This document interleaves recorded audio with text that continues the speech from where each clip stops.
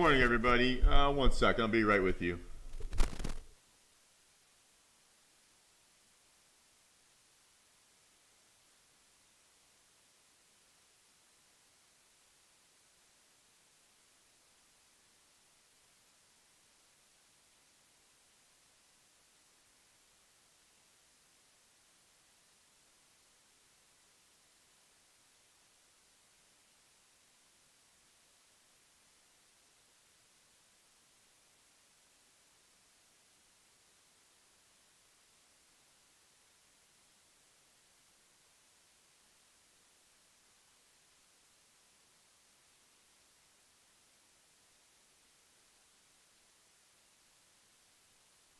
All right, apologies for that.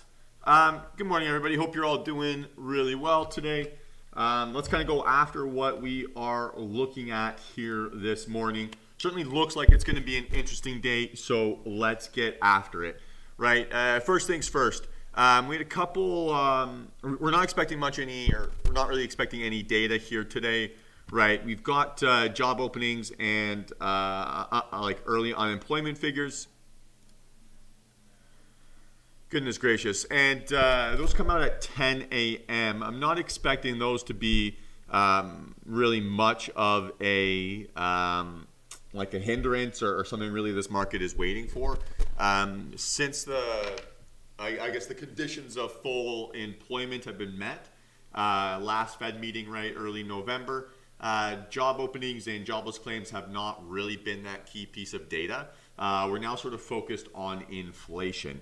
So it doesn't mean that this necessarily will have that much sway, but it being seasonal, potentially this not being the number one data point, I don't necessarily expect this to be a huge outlier, right?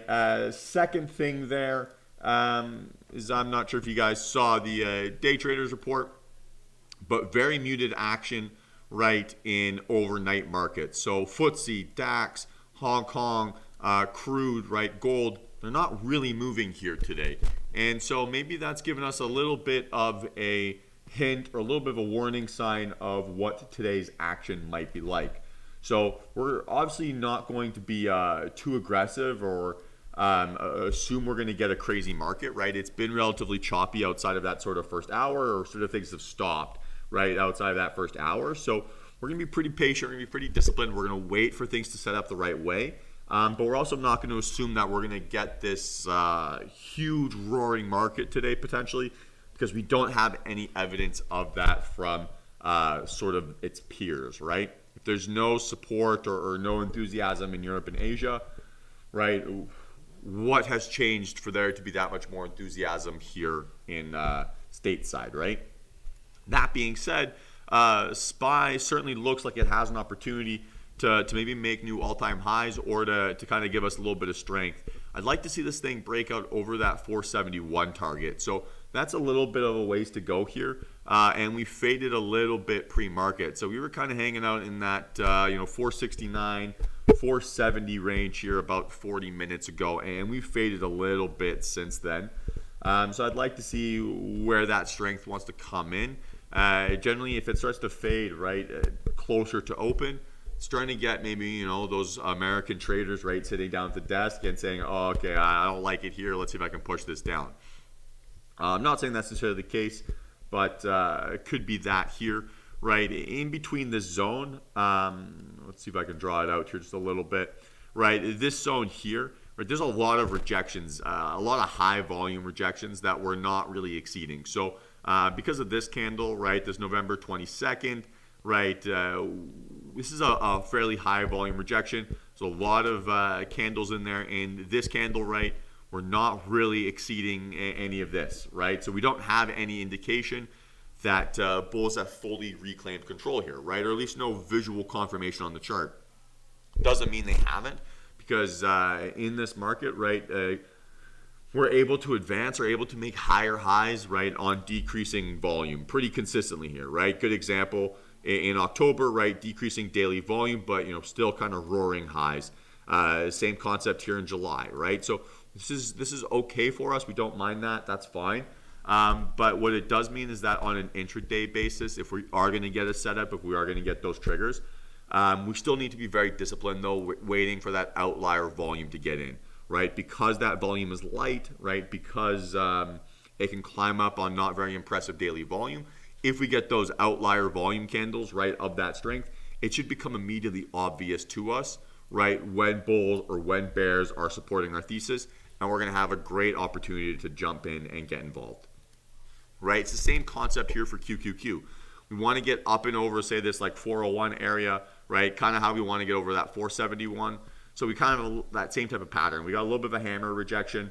We'll show that upper resistance. If we can get up and over, we have a good chance of being able to test it. Same concept, though, here, like we talked about on the old spider, right, where we want to make sure that even though this thing can climb up on low volume, that we're waiting to look for breakouts or looking to run this, right, on high volume moves. And that's going to be a relative thing, right, dependent on how things behave. So if we can get over that 401.25, right, seems like it moves like $1 at a time, and then it can start to really pop. That could be a lot of fun, and we'll sort of see how that comes together.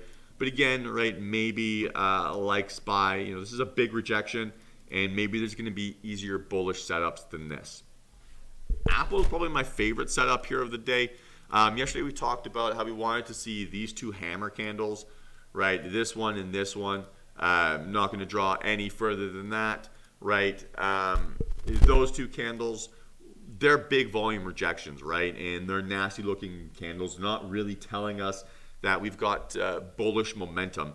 So what we've done here, though, right, what we want to see is we got normal body bullish and increasing volume, right, on a breakout up and over. So bigger volume, right, than that, than this sell, right, bigger volume than this hammer candle. Maybe not quite bigger than this December 1st, but still really, really impressive candle to make new all-time highs.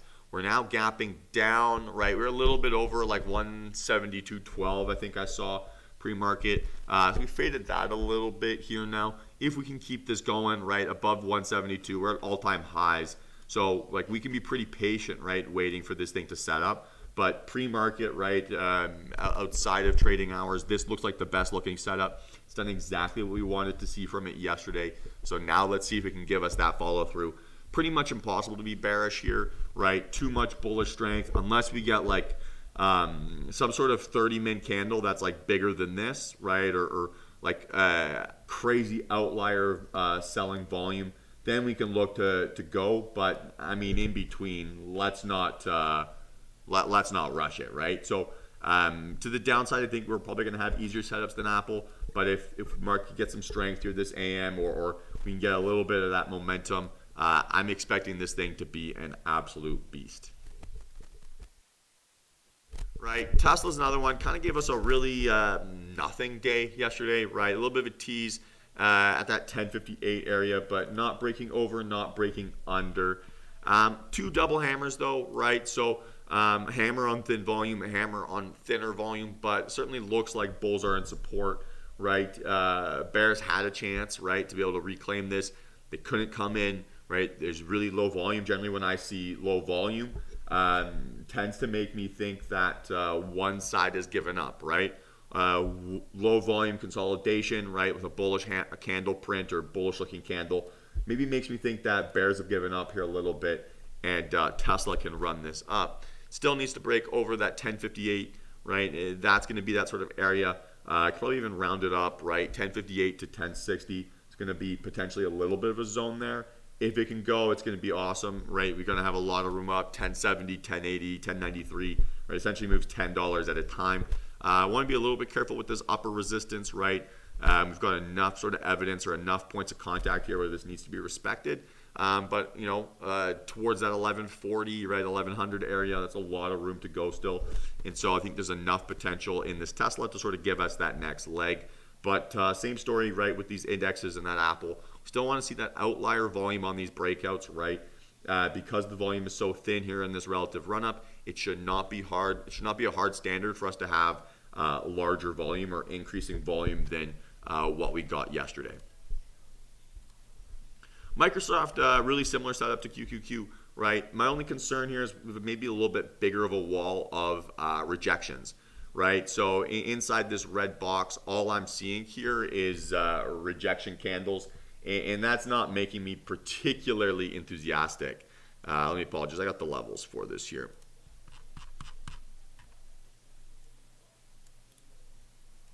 So for me, I think it's a little bit right challenging to be bullish, right, until we can get over that 339.50. Once we're able to do that, right, maybe we can get that story, but it's okay. I just think there's too many wicks here, right, to really want to get involved. And if we're going to get over that 339.50 today, that's a lot of muck it has to get through. So not for me yet. I want to see kind of what we were waiting for with Apple yesterday, right? If we're going to make a bull case here. So Apple, right, we wanted to see it close up and over this high. Well, same kind of story here for Microsoft. We wanted to see it close up and over some of these rejection wicks on increasing volume. If we can get that, then bull case can be back on and this thing's going to roar. I just think it's maybe one day behind what this market is doing.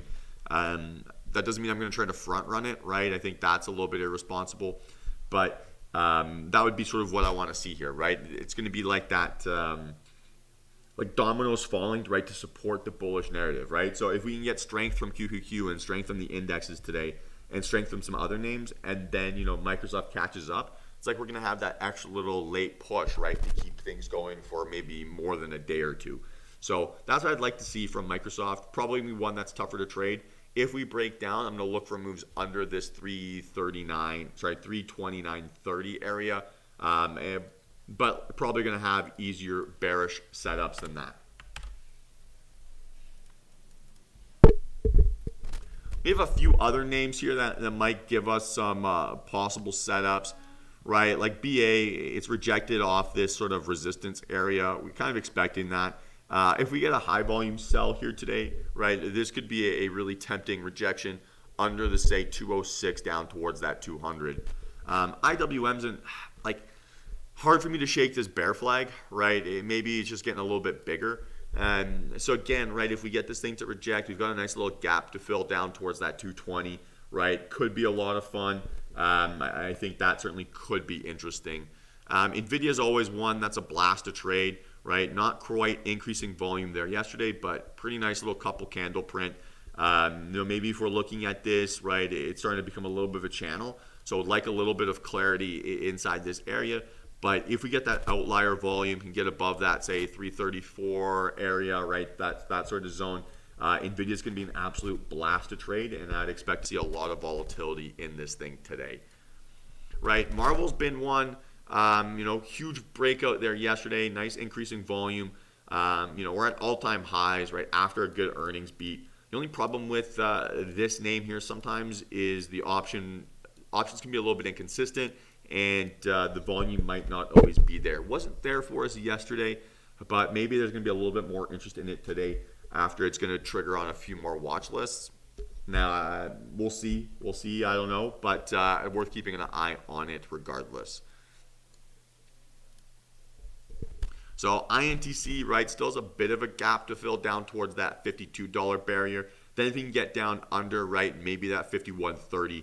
Huge bearish volume there, right? Very strong bearish candle on news, right? So this is selling on, that's going to be like spinning off or taking one of its separate units public, right? So one of its big potential future revenue streams, right, is going to be credited to its own individual business, right? So that's what's kind of ruining some of this INTC value. If it can break down, or we can kind of get that that strength to the downside, okay, cool, could be really interesting. There's a lot of bearish momentum here, right? When we had those previous super high volume days, right, it tend to lead to a bit of a sell. So it could happen there, but I'm not going to chase after this if the market is strong, right? If the market goes weak and SPY and QQQ start to break down, then INTC could be something I'm interested in, but I'm not going to play this as like the black sheep of the market today. So if the market is strong or the market's sort of a little bit indecisive, I'm not going to try to play hero ball with this INTC.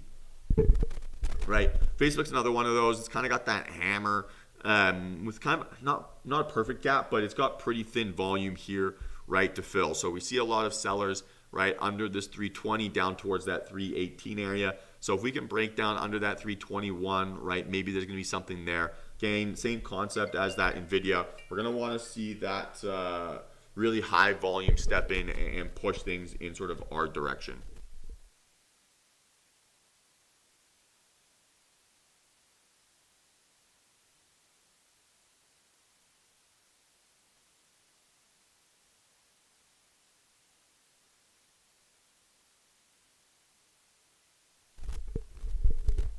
The other thing, guys, right? We're gonna see, like always, right? Which kind of these names are gonna be the volume outliers.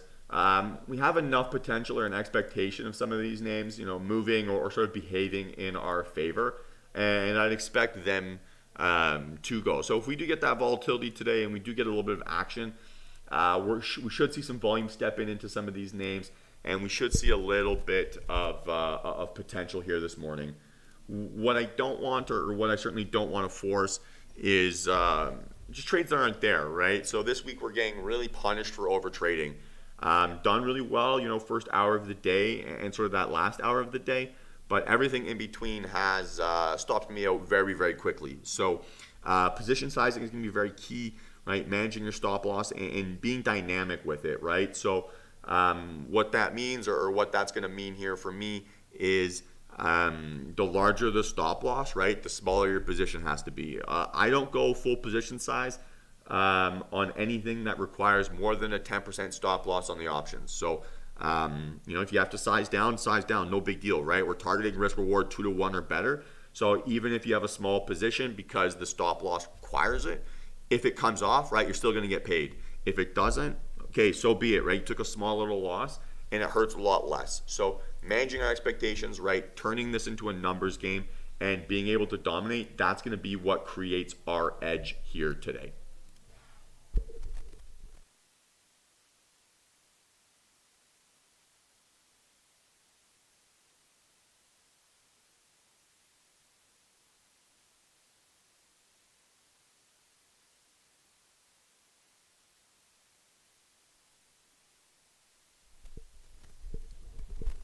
So we got 10 minutes or so here till market open, right?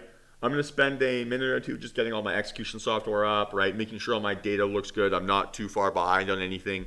And that I'm mentally in the right place for a successful trading day. So I'm going to visualize what winning feels like, right? What winning trades look like, what my setup, confirmation, execution is, and good decision making. And after I'm done that, right, I can make a quick cup of coffee. So be back in a minute or two here, guys, and we'll do a quick little rundown of what we're expecting from this market today.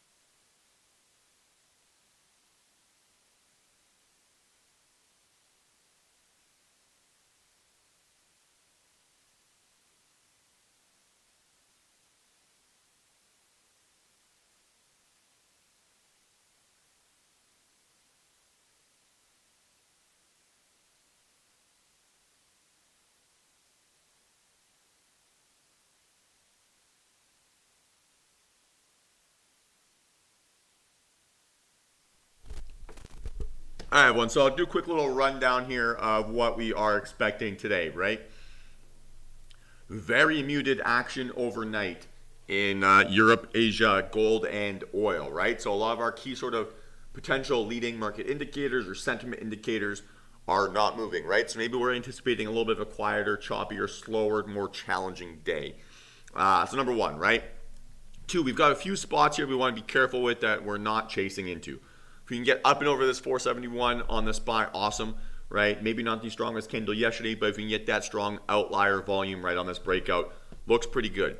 Same concept here with this QQQ, decreasing daily volume, but nice gap up, full run. If it can break up and over, right, 401.25, good, right? We got some nice clean levels that we can play, and it has a chance to kind of get towards that all-time high again. Apple's probably the strongest looking setup here pre-market, or at least strongest looking for my eyes. Nice increasing full body volume, right, on a breakout and hold above previous all-time highs.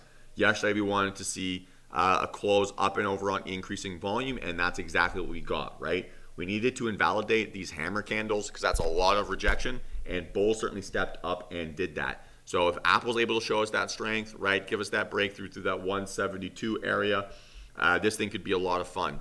It's faded a little bit here pre-market and now recovered a bit too. Was up towards that 172.12, 172.20 area, and then kind of as low as like that 171.60. So maybe this will show us a little bit of strength. I like the look of it. Apple's been leading the charge here recently, and so I'd expect it to continue doing that here. Tesla's kind of like in a consolidation, not quite maybe ready for us yet here, but two double hammers on decreasing volume. Certainly has a chance for some potential. I don't know if it's going to be able to break out up and over. I certainly think it can. If it does get over that 1058, 1060 zone, then I think we're going to start moving like $10 at a time, right? You got that 1080, right? 1090 here-ish, right? And so you're going to start to move pretty quick. We'll be pretty patient with this though, because Tesla has not necessarily been very easy to trade here recently. But if we can get that strong outlier volume, then I'd expect this thing to absolutely roar for us today. Right? Microsoft, similar story as QQQ, maybe not going to be our easiest setup, right? I've got more of a bearish bias on this actually than bullish bias in the sort of immediate next day or two, right? Because there's so many rejections here, right? Way more rejections on really punchy volume. So same thing like we were waiting for with that Apple yesterday. I want to see just a little bit more evidence of bullish strength, right, before I'm willing to chase this up. So if we can get that full body, full volume close up and over, right, like we got that Apple yesterday, then Microsoft's going to be in play, and it could be a bit of a laggard, right, that keeps sort of that bullish momentum in stocks. Now, I'm expecting a little bit of maybe indecision or a little bit of a challenging day, right? We've been getting paid this week for our decisions in the morning and our decisions sort of in that power hour in between, right? That sort of first hour, last hour, right? We're getting really chopped about. So I'll try to talk about it obviously at the time, but my bias, right, is going to be to size down in that sort of midday afternoon period. We'll talk about that as we get to it, but not going to assume the market's going to do something different than what it's been doing so far this week. Right? It's been not bad this week, right? Green on the week, no complaints. But winning percentage is under 50%. So 3 for 7 this week. I'm 3 for 7 this week for my trades, and would like to see that number creep back up. We're getting rewarded for really good disciplined risk reward, right? So if we do get a setup, make sure you're dynamically sizing your plays, right? The larger the stop loss, right, the smaller your position. That's gonna be really, really important for us. Because this market is very, very unforgiving for over trading. So let's have ourselves a fantastic day. Let's absolutely crush it. Let's see how things come together, and let's see if we can make some money today here, guys. We're not going to chase this action off the opening first minute, but we'll see what steps up and what shows us sort of those volume outliers here today. Like always, guys, I'm going to mark my entries and stop loss locations with a green line and red line. And if I don't say something that you're looking for in the trade, right, use the chat, let me know, and I'll answer your question.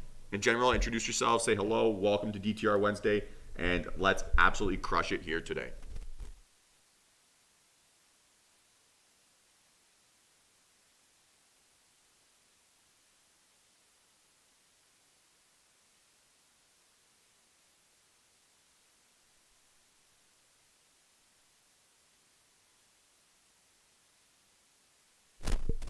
So we're basically just waiting to see, right, which of these signals is going to hold here for us off this opening bell. I don't know what that's going to be here yet, but let's take a look, right? We'll see what those volume outliers is. My number one priority is still probably going to be this Apple. I want to see this bounce and hold. And, as long as we can kind of bounce off of this previous all-time high, I'm okay with this thing selling off for now, right? It's okay for bulls to step in and defend this area. They don't have to defend at this 172. Still gonna wait though, right? We're not chasing this initial minute. We're not chasing this initial 30 seconds. If we get that strength, right? If we see it, it's gonna be immediately obvious to us, and we'll see where those volume outliers are. Right at the moment, INTC is certainly stepping in with big volume, but I want to see a bearish market before I chase this down under. Right? Really good full body strength, but I'm not gonna play hero ball with this thing. So I want to see a little bit of confirmation, right, from the market that we're also getting that weakness. In general, we have maybe a few hammer candles, right, that aren't showing us the most relative strength. So they're green hammers, though, right? So they're not perfect. They're semi-signals, right? And so that maybe is what's helping me maybe get to the conclusion that we might deal with a little bit of chop today, right? Where we have sort of some, B- type signals. And when we get those, right, it's not always super clean. So what that means, really all that means is that we're just going to be extra patient, right, waiting for things to be perfect on our entries, A+ only, and we'll take advantage of things if that's the case.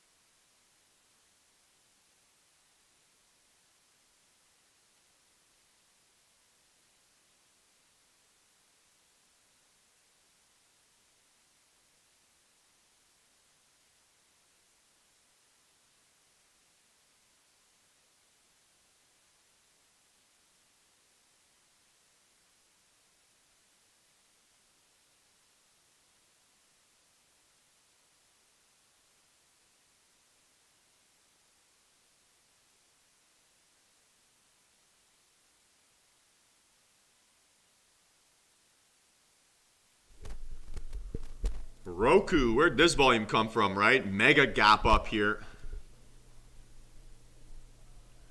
This will be worth keeping an eye on as well. What's Netflix doing? Similar story. Netflix still needs to get over that 632.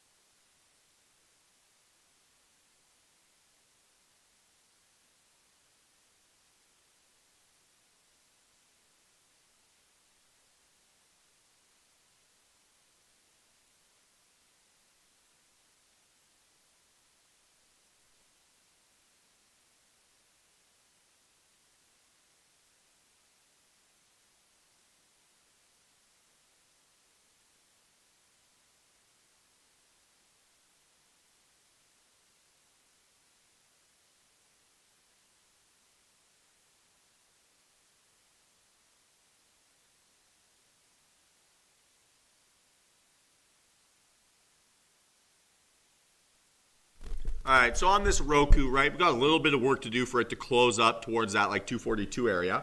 Maybe we're gonna have to get this thing to on the behave on like the 15 min time frame. But the 250 calls, right, 245 calls, they've got sufficient enough volume for us to at least be interested. Maybe not a bad little effort there at the end. So we're certainly gonna be able to justify looking at this. We're not gonna look to take an entry on this yet by the looks of it. Right, not a strong enough candle there on close. Let's wait a sec. Yeah, it's just not quite strong enough, right? So if we can get this thing to behave on the 15 min or something like that, right, certainly looks like it could be in play. We've got room up towards this Roku. I think we got 246, right, and then looks like that 250 path starts to get pretty clear. So this is definitely something to keep an eye on, but probably now on the 15, or if we can get like an inside bar, increase in volume, full body candle up and over. Basically, just want to see a full body, full volume candle, right, before anything else happens. If we go DTR docs,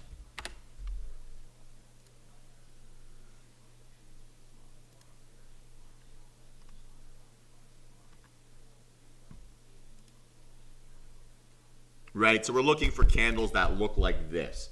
And any candles that look like that, most bullish or most bearish, that for me is sort of what we're looking for. And if we can get those kind of candle strength, right, pair that with consistent strong volume, we're gonna have a nice looking narrative.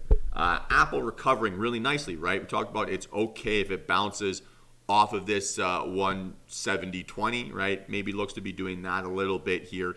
Probably gonna be one to wait though for us on the 15 here all of a sudden, unless we can get that increasing volume on this 5-minute candle, which might be a tough ask. If we can get that bullish engulfing candle, bullish engulfing on volume, we'll have a setup there as well. Microsoft, Tesla not really behaving for me or not really holding up the way I want, so I'm not going to chase after them. Nvidia, not bad opening volume, but not quite engulfing, right? So we creeped up almost all the way there, but never quite got there. With Nvidia, right, probably want to get over this 625, I would say, as a starting point, and then maybe we can look for more aggressive moves outside of that range.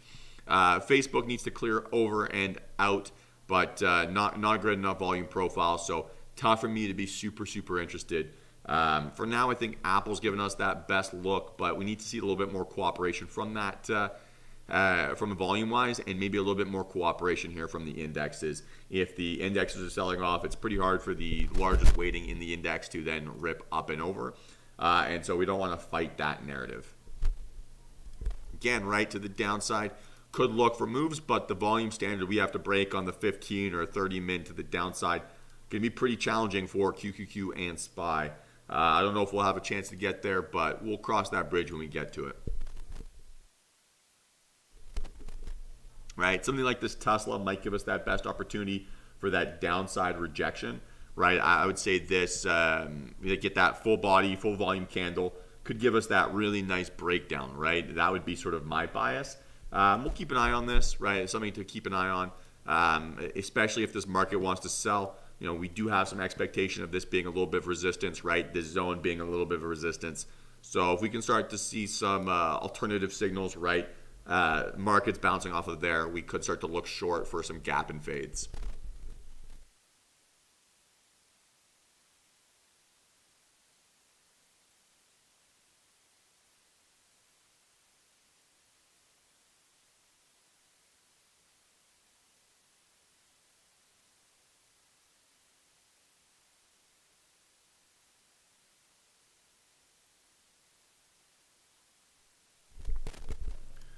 Right? If Tesla can give us that increasing bearish volume here, gonna be tough to do. Right on this 5-min, we can maybe jump in, but certainly looks like on the 15-min time frame, we're gonna have a chance at it. I'm looking at those Tesla puts here at the moment, not looking for an entry yet, but just trying to watch those contracts, right, and seeing how they're behaving. See if I can find one that's kind of in the range that I'm looking for. Probably gonna be looking at the 1,000 puts here, right? 1,000 puts. They're kind of creeping up towards that right volume. Don't want to be too aggressive here with this week's expiration, as we're creeping up maybe towards that end of the week a little bit more. So IV's pretty expensive. I don't want to give myself a chance to get really screwed by decay, and if that IV comes down. So I don't want to be too aggressive with the strike price I'm picking.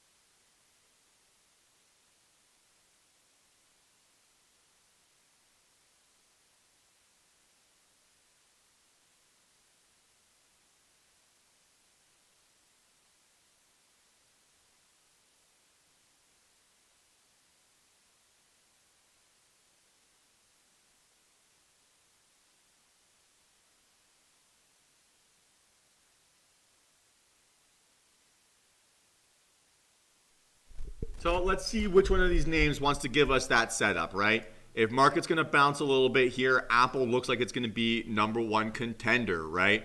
Breaking out over that 172 now, but still waiting for that first chance or first look at increasing volume, right? Not quite getting it yet. SPY, QQQ look like they're maybe buying or ripping the dip here a little bit, right?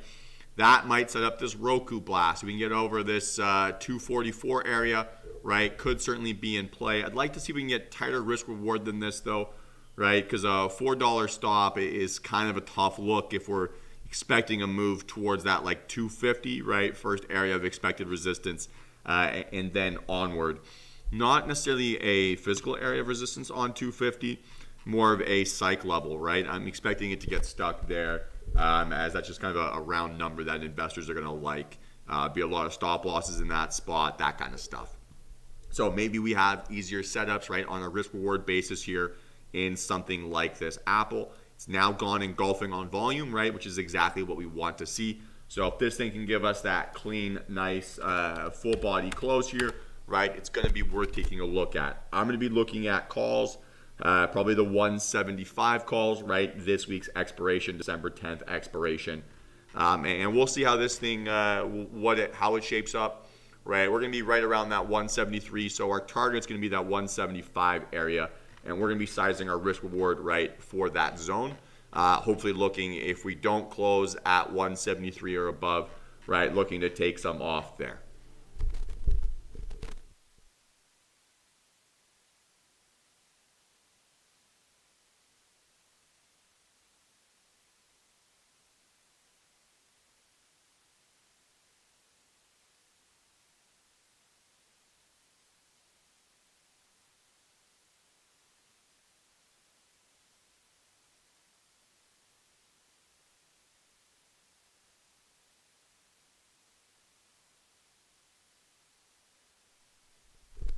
If things want to reject, right, then we're going to look at Tesla to the downside here. If it can give us that full body, full volume candle to the downside, right? So we've kind of got something that can lean in either direction. Let's see how these things close over the next, minute or so, and then we can kind of jump in from there. But I like the look of Apple. Let's see if it can just fill out maybe a little bit closer to the top. But I still think this looks pretty good.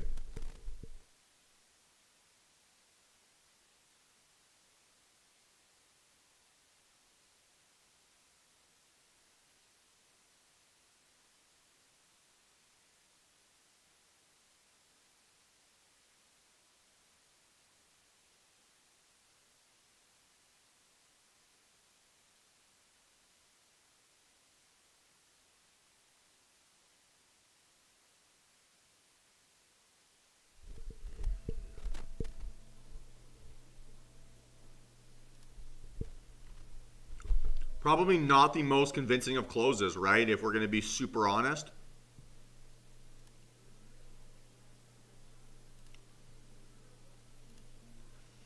So a little bit, this is a little bit of a warning sign, I think, right?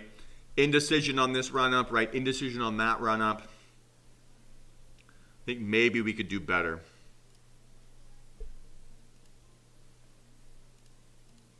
Unfortunately.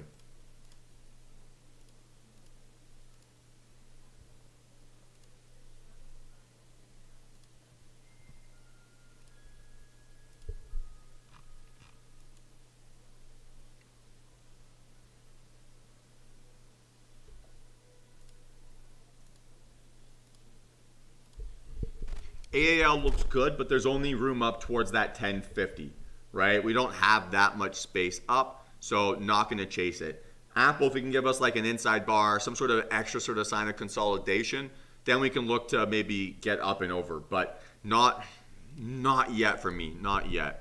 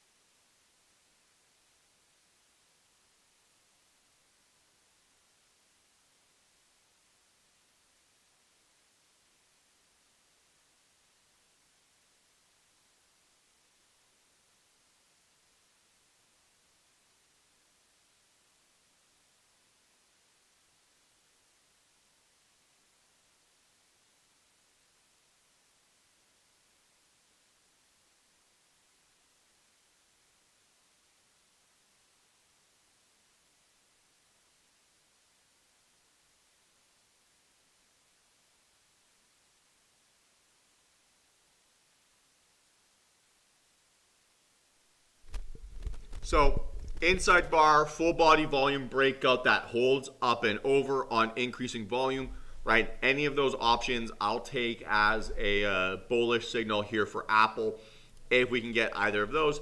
So I'm happy to watch this, right? Still looking at the 175 calls here, and we'll watch these.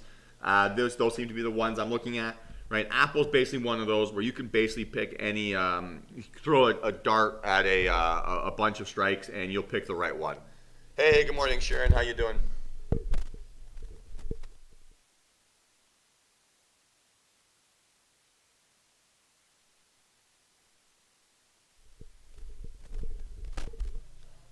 So Apple, guys, right? This is number one that I'm watching here. I think this looks best.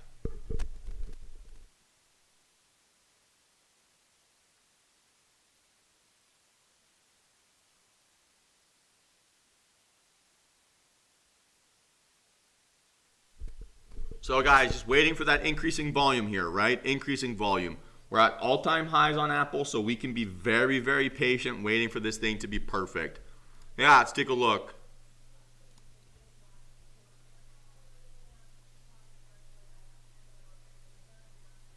I want to see bigger volume there on the 15. Looks like it might be better on the 30. Not bad, but let's see if we can get bigger than that 930 volume. That's a big rejection candle, right? It sets the tone, right? Rejection to the upside, rejection to the downside sets the tone. I'd be a little bit patient with this. Okay, that's increasing volume on Apple, guys. I'm going to look for entries up and over that 173.44 with those 175 calls.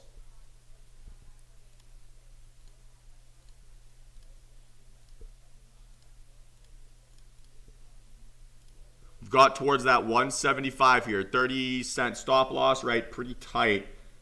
Should be able to keep that to about 10% or so.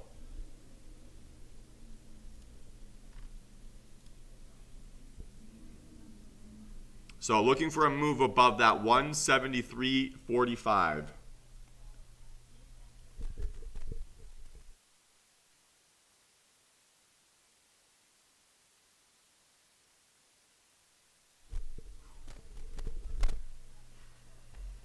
Can you guys hear my TV in the background by any chance?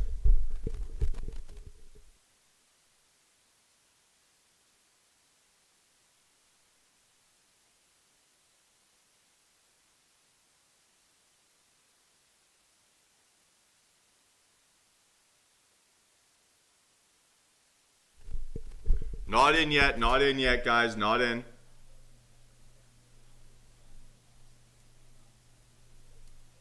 Gonna wait. Still waiting, right? Still waiting.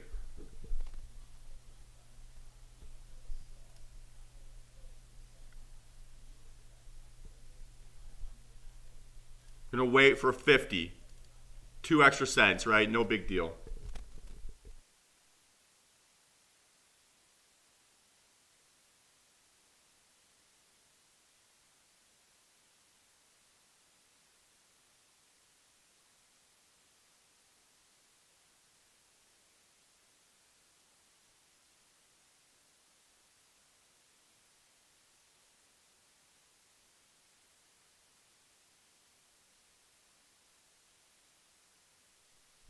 Okay, I would say this is invalidated for now, guys, right? I would say this is invalidated for now.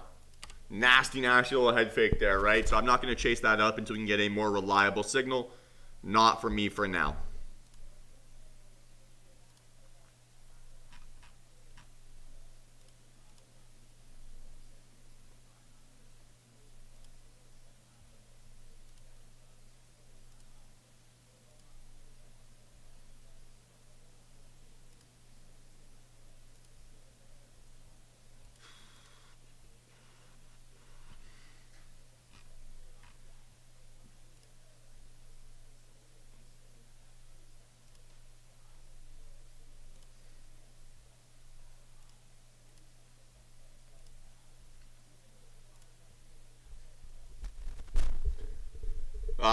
Unlucky, Colin. Unlucky. Yeah, it gave us like that first little move was like like ate it up like out of nowhere and then came off. So hopefully your stop loss was really tight, right, the way it should have been. But it's kind of the way this market's been moving, right? Like it's very unforgiving with entrances. This BA looks really interesting to me. Sharon, I know this is one of your favorites, right? Giving us that potentially increasing volume on this breakout over this area of resistance. If it can hold, give us that full body, full volume, might give us a potential look here towards like that 215 area. I think this could be potentially interesting as well. Apple probably not going to be for me on the 5 or 15 minute time frames now. Probably looking for stuff more on the 30. So let's see if BA can give us that full body, full volume close. Probably worth keeping an eye on those options here as well. So let's see if this thing can maybe break out. The 210 calls, right, seem to have good enough volume, relatively okay spread. And I would say that would be what my preference is there. But we got a little bit of work to do here, right? This candle needs to close just a little bit stronger.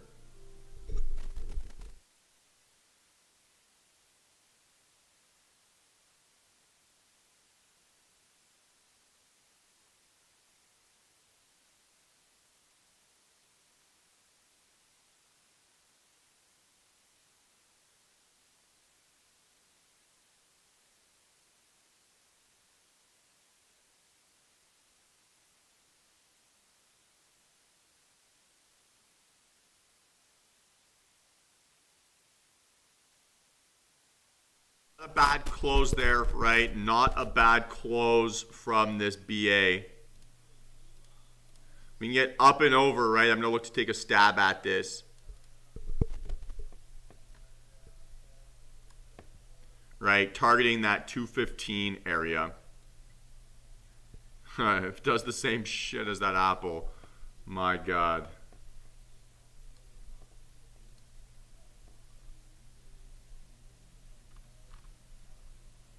We got quite a lot of room, so we need a little bit patient with this thing, but I don't want to see it fade all the way back down all of a sudden, right? That would be a frustrating outcome.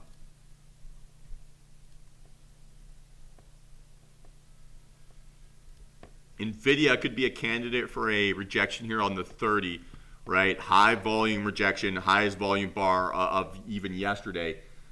So this could certainly look like an interesting possible setup for puts here to the downside as well. Yeah, I mean, BA, I don't want to have a stop loss this big, right? This is too much for BA. Not too much for the risk reward, but just for those contracts, I'm not going to get into that. That's not for me. So I'm going to stay away. I do like the way, some things are possibly shaping up, right? Nvidia is, it was looking like the best candidate there for a sec. So we'll keep an eye on this stuff for the next 3 minutes. We're not getting any early trades here, unfortunately. But that's the way this market goes sometimes, right? It's been very, very unforgiving since Thanksgiving.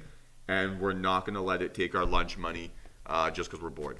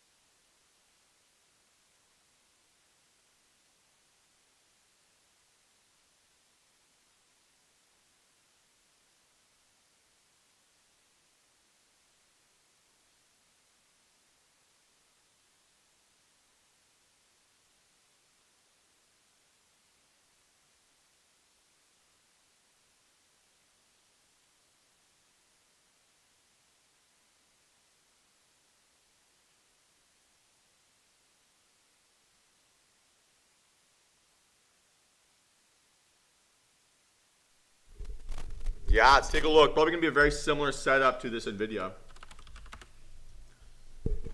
So yeah, pretty much the exact same setup, right? We need these candles to fill out here now to the downside. I don't like where this late momentum is coming from, right? Why are there dip buyers protecting this low of day breakdown, right?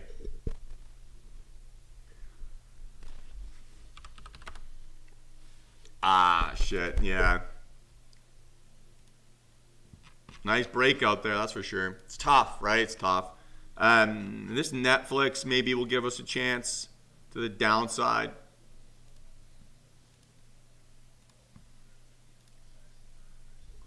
Let's see, guys, right? We need to be very, very patient, right? This is not a forgiving market, so let's wait till things are perfect. A couple stuff that might set up, so let's wait it out for the next minute or so, and then we can look to go from there.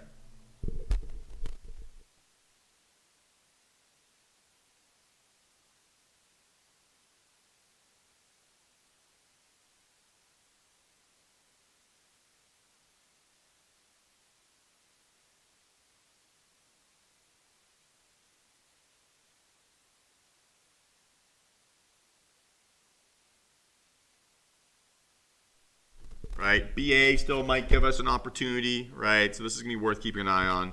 Netflix, maybe too much of a defense there at the bottom, so tough to maybe want to get too involved. So let's see how these things close here.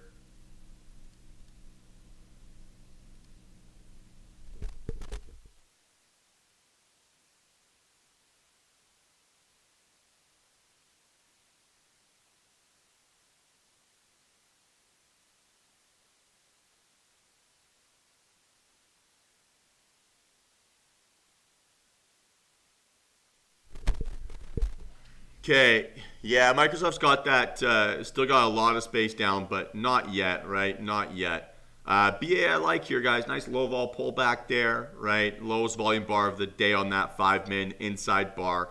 This thing could potentially go. We might have a look here still. So I'm going to keep an eye on this, see if we can get a nice little spot for a stop loss, and then run this thing up. Still looking at the 210 calls here. So let's see. I think we've got room towards that 215 area. And that would be sort of my expectation.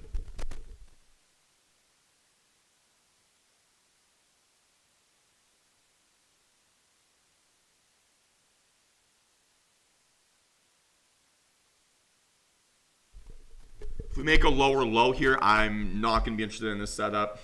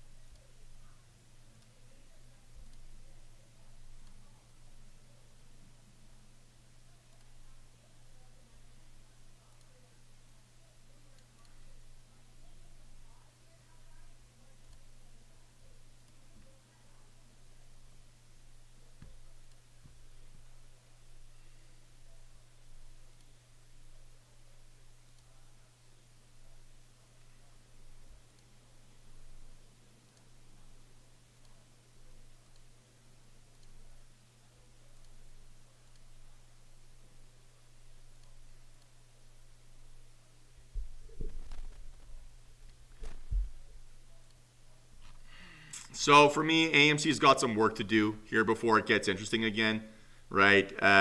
It's got maybe a little bit of a wedge here, but this is not a high conviction one, right? It was in this long-term consolidation for a while, and it lost this. So we need a little bit of evidence that this trend line is going to support, right, or this trend line is going to hold before I'm super interested in this.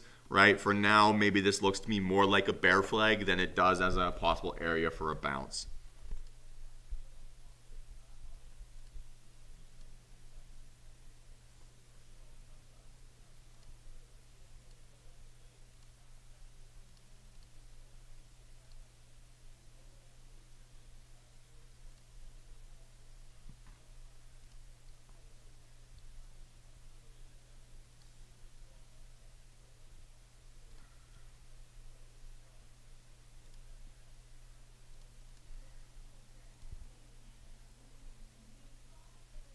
Oh no, happy to have you, man. Happy to have you. It's good to have a nice crew in here. We all learn, we all push, and when it's days like today, we all help each other too, right? Not an easy day, not very much clean action here so far, and so that requires right a little bit of discipline, and it's easier to have that in groups, right? There's strength in numbers when it comes to those sort of things.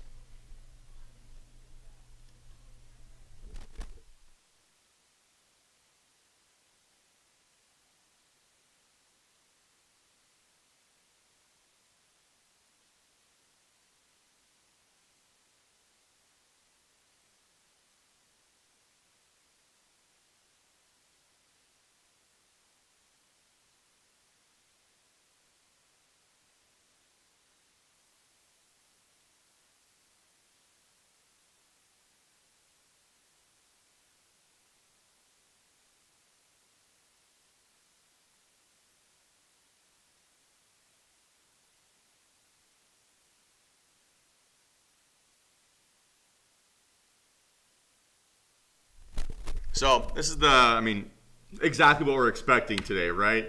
Little bit of a nice little run up, and then just pukes. So it's kind of what's been happening all week. Um, who said it yesterday? I think Paco. I don't know if you're in here, Paco. I think you said it yesterday. That reminds you a bit of August, and I'm starting to agree with you. It's starting to feel a bit like that. So hopefully that means though, right? I mean, after August, we went on that like 20-day run or something like that.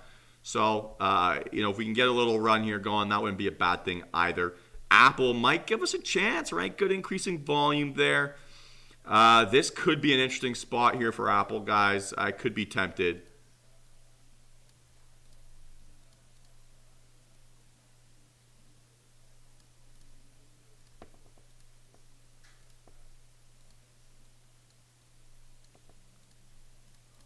Not in yet here, not in yet. I want to see this area hold, right? Because this is not quite. If this was bigger than this 950 volume, I'm in, but wasn't quite bigger. So let's see if we can get increasing volume on this breakout up and over. Like I said, guys, right? We can be super patient running this thing to the downside. Intel, not quite here, Colin, not yet. Too many dip buyers I'm seeing, right? Too many high volume dips. So I need to see those get invalidated with some sort of conviction here, and I'm not seeing that, right? We're getting decreasing volume here as we're making lower lows. That for me is not the type of divergence I want to see.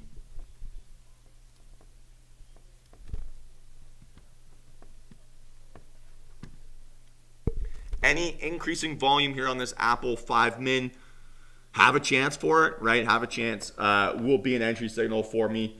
We're going to look for, still probably be looking at those 175 calls. Still no entry, right? Still no confirmation here yet that that's there. I mean, we got so close with that candle, so close, but not quite there yet. So we need to be patient, right? Until things are perfect, guys, right? Because this is the shit we're trying to avoid. So when it's A plus, we're going to jump in. When it's not, right, we're getting punished. And that was almost as close as it could get to being A plus without it being. And that's just how ruthless this market is. So patience, patience, patience. If we don't take a trade, so be it, right? That's how it is. But we cannot force things that aren't there.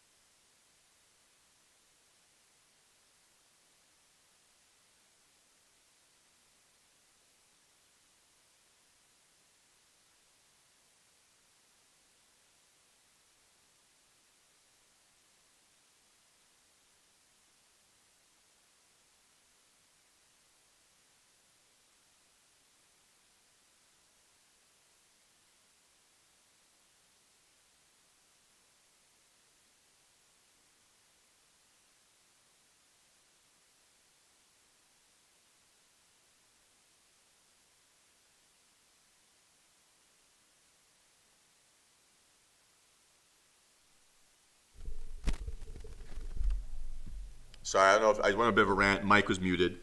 Um, but just saying, guys, right? Overnight, we got the clues, right, that there potentially wasn't going to be that much action, right? Gold, crude, Hong Kong, Germany, London, right? All very muted overnight gains, or all very muted over day gains. And then we're getting really, really baby action here in the SPY, right? So we're down 0.07%, right? We don't have a range here on the day. We don't have any action here. So it's really challenging for us to get that follow through, right? To get that sustained move if this index is not moving. If Apple can give us that full body, right, close up and over, we're going to get that increasing volume, right? Maybe we can get there, but I mean, we've just watched this head fake over the last 5 minutes, and this is exactly what we're trying to avoid, and that's happening because we're not getting a range on these indexes, right? If we're playing these names that are a high makeup of the index percentage, we need that to be cooperating as well.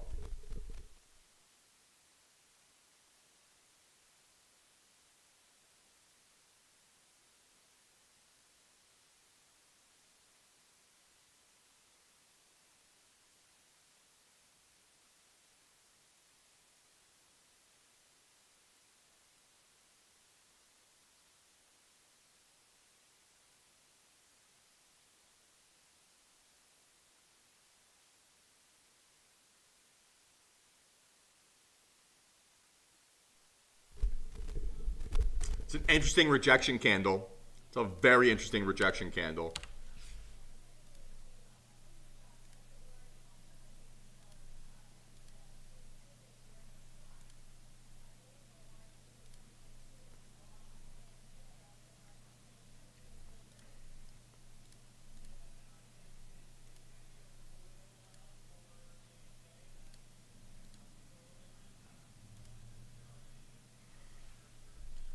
Interesting, okay. Facebook, right? Exceptional volume here. This can give us a little pullback, go red, and then break up over that 329. Maybe there's a little bit of a chance, but it's got room towards that 331 by the looks of it, right? Maybe even a little bit higher. Could be something here. Would like to see this thing go pull back, right? When it runs immediately before, right, right at candle close, we just have no logical area for a stop loss, right? So we don't have an area where we see buyers step in and defend. We don't have an area where we have a logical stop loss. So always wait for a little pullback, right? See this candle go red if you're going long. See it go green if you're going short.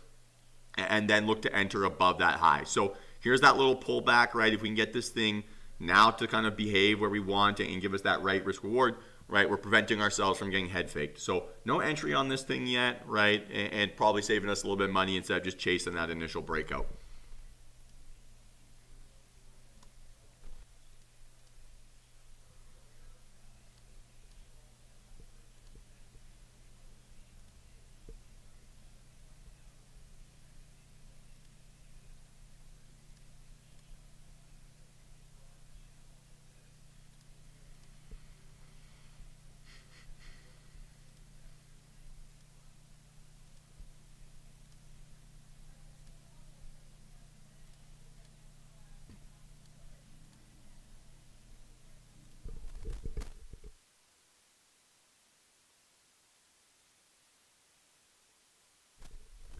So yeah, we're not too far different here. I think under 393, if we can lose this sort of area, then this thing can really flush. I just don't want to buy into this volume here, right? Not necessarily huge strength, but it was huge strength at this open, right? So relative to that, it's hard to want to get in because we haven't really exceeded any of that. So for now, sure, right, we're holding this shelf really comfortably, but we don't have any indication that we've got any strength that's sort of greater than that area.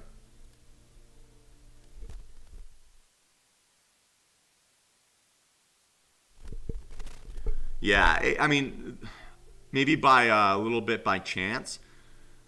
Maybe this Apple will still set up for us, right? Still maybe. Let's take a look at Snap.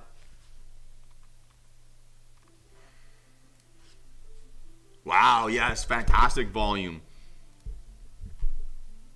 Okay, fantastic, right? So let's see if this thing can hold. Good eye, Sheeran. Good eye.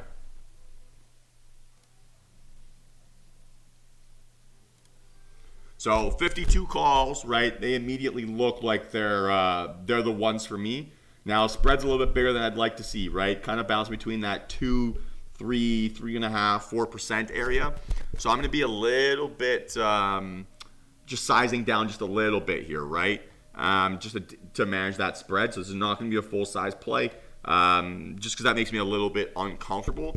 Let's see how this thing closes, right? If it can close pretty well here. It looks like we've got room towards that like 53, 50 zone. That seems to be sort of that next shelf I'm seeing resistance. It's a zone, right? These are going to be areas of zones. So we kind of see consistently a reaction around that area, about $1 away. I would think that looks pretty good. So let's see if this thing can hold up, right? But highest volume bar of the day is exactly what you want to see, right? For that outlier of breakout volume. See if this thing can now cooperate for us. Like I said, looking at the 52 calls here, let's see how this thing holds up over the next 30 seconds. Great eye, Sharon.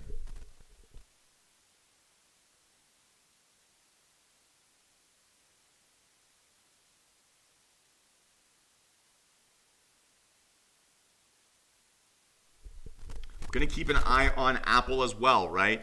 Apple and Snapchat are both giving us pretty much the same idea. Snapchat may be giving us slightly better volume, but or at least I'm more familiar trading Apple, right? So it's same thing, right? Essentially, this thing now we're looking for that little pullback here, right? Any little pullback, we want this thing to go red, and then we can go. If it breaks up immediately, right? I can't chase this up because I have no logical area for a stop loss. Apple, right? I'd like to see this thing go red a little bit here too, right? So now we've seen maybe where buyers are defending. We can look for breakouts up and over this 174.05. We think we've got room towards that 175 area. So as long as that stop loss is less than 50 cents, right, it's going to make sense. Snapchat, right, same thing. Want to see this thing pull back, and then you're looking for a breakout over 52.69, right, for it to start running. I'm probably going to focus on Apple here, guys, right, because that's just a name I trade more often, right? I have more familiarity with, and so a little bit more maybe comfort in that context. But maybe we're just going to get head faked again, right? Maybe we're just going to get head faked again. Doesn't mean I'm going to ignore Snap, but I want to see this thing pull back and give me some goodies right before I'm interested.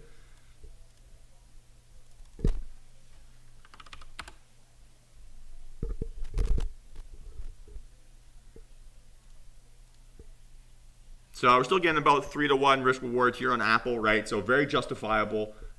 Stop loss of approximately 30 cents, right? So we know it's going to be about that 10 to 15% range as a stop loss. Not going to quite go full position size here, maybe about 2/3 if this thing can break out up and over.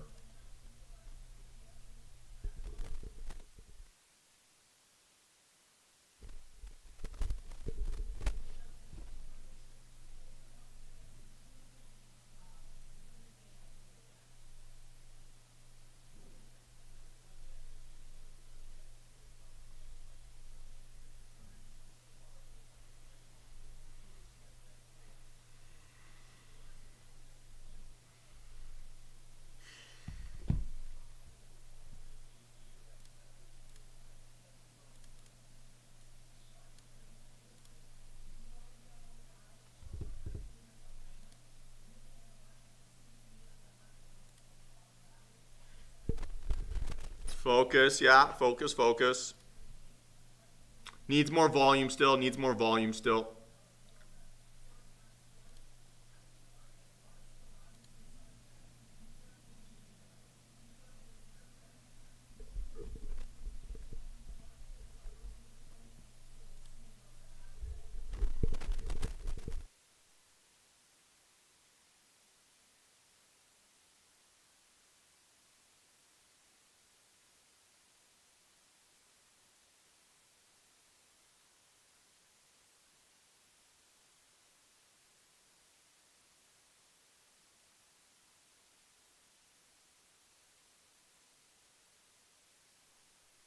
Right, BA as a base, I need to see this get up and over this like 10 o'clock volume, right, as a standard.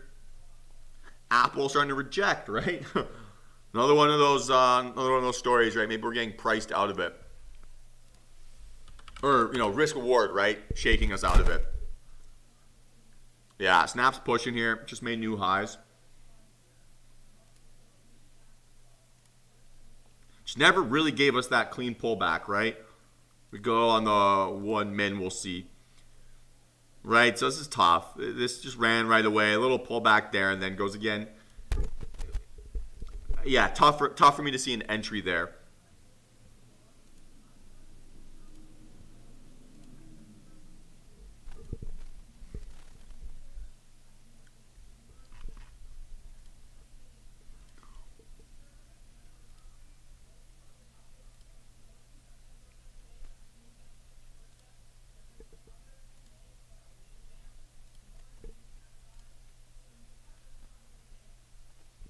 Okay, good volume so far, right, on this BA. If we can get a little bit higher, right, we're creeping up. We certainly have a chance to get there.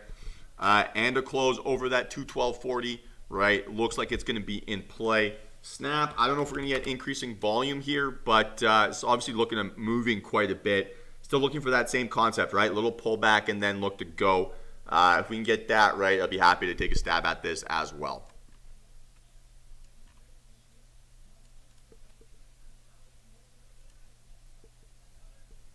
Apple might give us that little inside bar consolidation here, which would be perfect. I would have no problems with that, right? Little low vol pullback inside bar.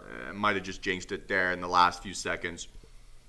Not great from BA, right? Not great from BA. Snap doesn't want to give us that fucking pullback.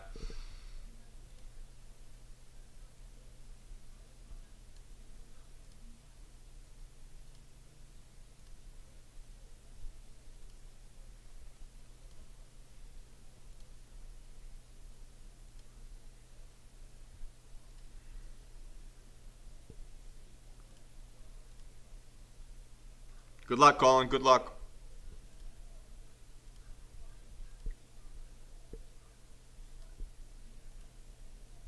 Okay, guys, I am going to take a look at Apple here above 174.05.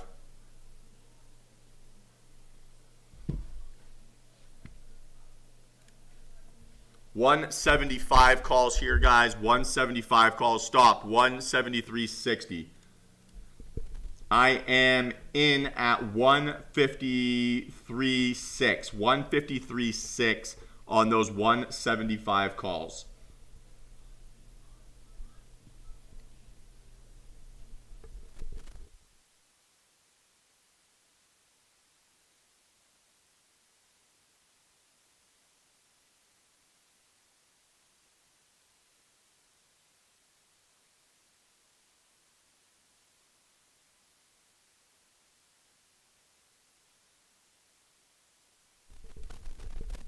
About 2/3 position size here, guys, right? 2/3 position size here.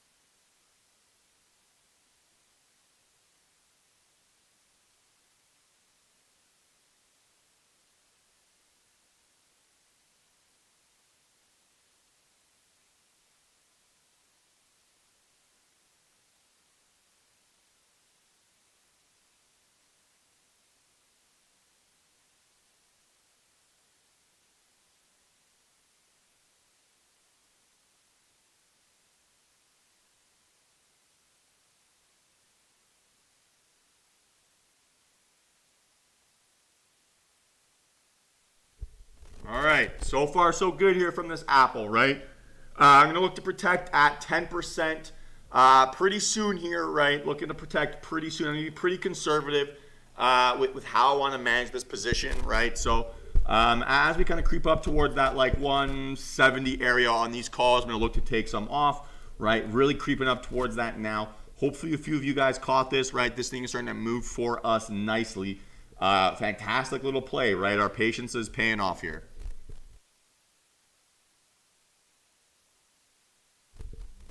Yeah, for now, I'm just focused on this Apple, right? Because this is what I'm in, and I want to manage this position as best as I can. But Snap, right? Not for me. Just never gave us that clean pullback. That never gave us that entry.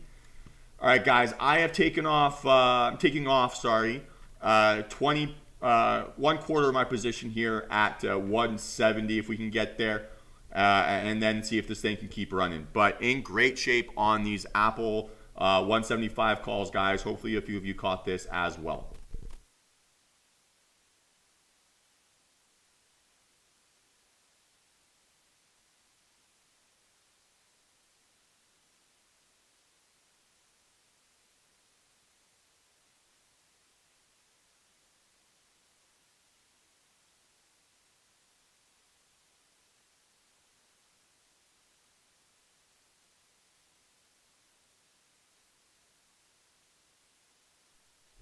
Right, for those of you who missed entry, right, there's your second setup. Give you that little pullback, right? Full body, increasing volume. There we go, guys. I have now taken off 25% of my position. Let's see if this thing can keep running. My stop loss is going to be at 158. 158 is going to be my stop loss on the remainder of my position. Let's see if this thing can now run for us and keep giving us some follow through. But protecting here, we got a free lottery ticket. Let's see if this thing can absolutely rip for us. Towards that like 175, 178 would be awesome. We're going to take some off along the way, right? We'll talk about it. But hopefully a few of you guys are in this too.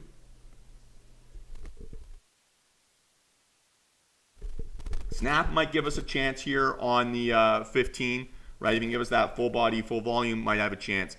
Apple's pulling back here a little bit, right, guys? So protecting entry at 158. Might get stopped out here in a minute, but making sure I'm finishing green on this play.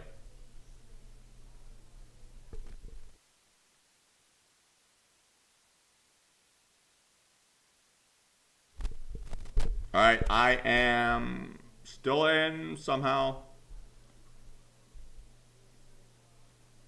Nice work, Colin. Yes, good job, man. Good job.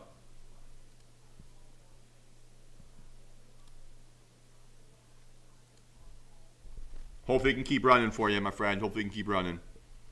You got a nice gap to fill here. Still an Apple, guys, to survive that first initial pullback. So let's see if this thing can keep running, and then we can go from there. In great shape here, though, guys. In great shape.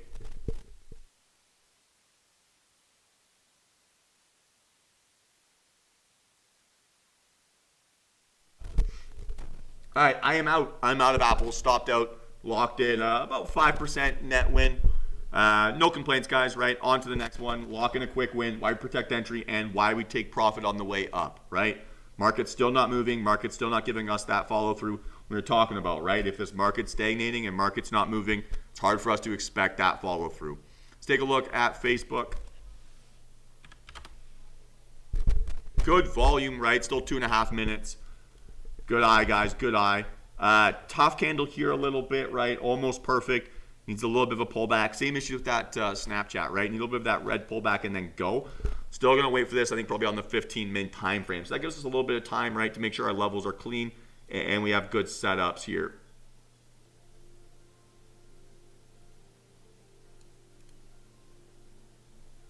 About $1 up towards that 332.20 area. So I'd probably want to wait for a break up and over that. If you do, then it starts to move a little bit more aggressively. You might have easier risk reward. We'll watch. If we get tight risk reward towards that 332, it could be interesting. So I'd say Snap and Facebook, right, both look pretty similar or giving us very, very similar setups.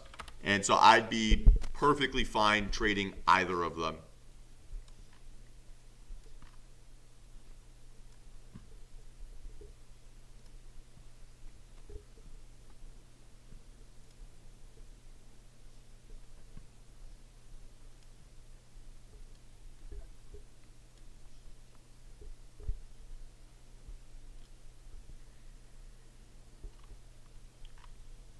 INTC, Colin? Remember, this is your gap fill here, right? So $52 is your spot. Don't get too greedy thinking it's going to go to that $50 mark, right? So if you can take some off, right, look to take some off and keep running it down.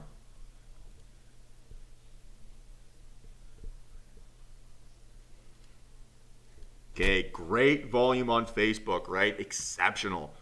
Snapchat compared to Facebook may be looking a little bit weaker, right? Just a little bit.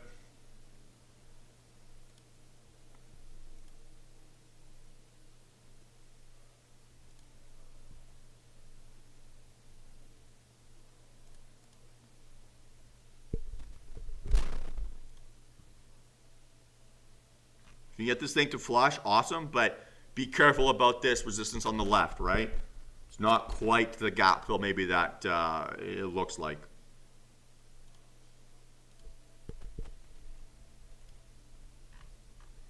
Okay, great candle there, right? Great candle. We want that little pullback though, right? We want that little pullback. That wasn't enough. That wasn't enough.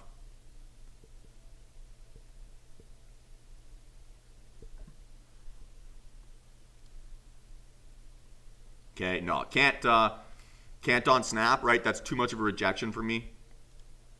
So it's gonna get a little pullback here still, right? Still waiting for that, and then you can go.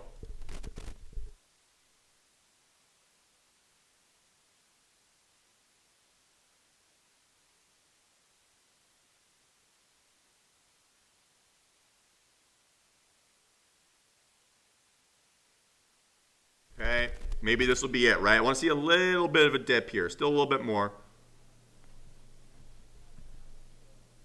Meanwhile, right, can take a look at the calls we're looking at. I'm probably going to be looking at 335s look good, right? That's probably my bias.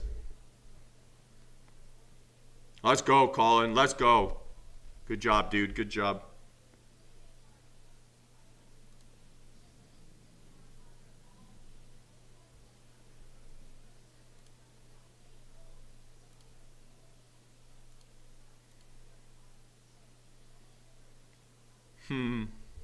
Roku looks like a bear flag, right?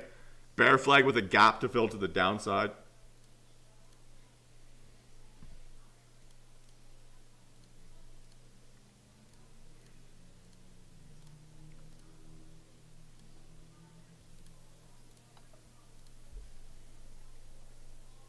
Man, we just cannot get an entry in these some of these tech names today.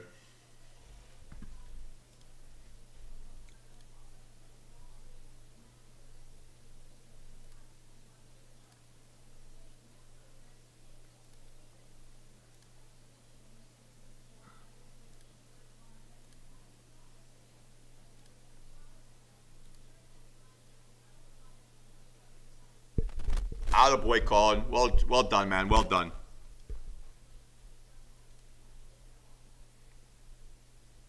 Guys, right, on this Facebook, we're waiting for any excuse to enter, right? And that's got to be a little pullback, right, and go. We don't have a logical spot for a stop loss, right? Sucks seeing it run, but we don't have a logical spot for a stop loss, so it's impossible to want to jump in, right? I can't have any conviction in where my stop would have had to have been there.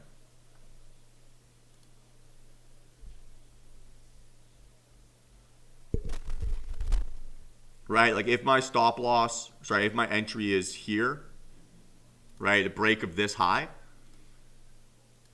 mean, for my stop loss to be 13 cents on a $300 security, I just can't trust that, right? I can have no confidence that that's going to hold. So sucks, but it is what it is, right? It is what it is. If Facebook can hold this 330, 230 area, looks like we're going to get that increasing volume or has a chance to. Same thing, right? Going to wait for that little pullback and go.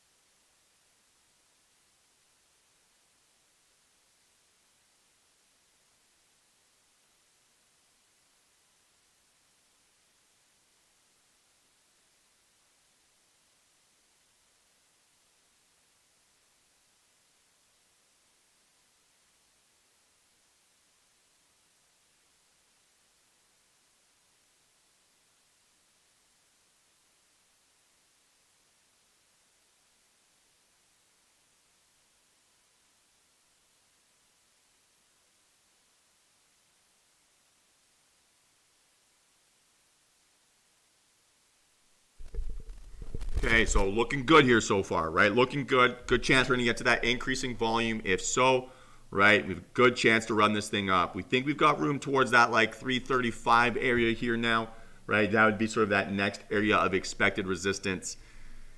Disappointing, though. This is a disappointing close.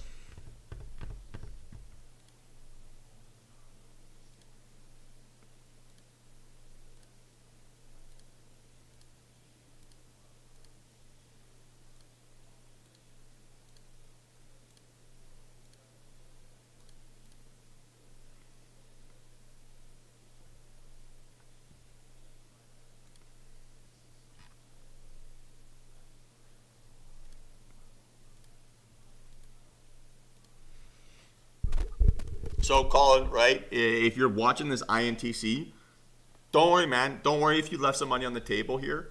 What's going to be really important, right, is get to the point where you're profitable first, right? Where you're locking in wins. If that means 10%, 15%, you're just closing it out, right? You're stacking up green days.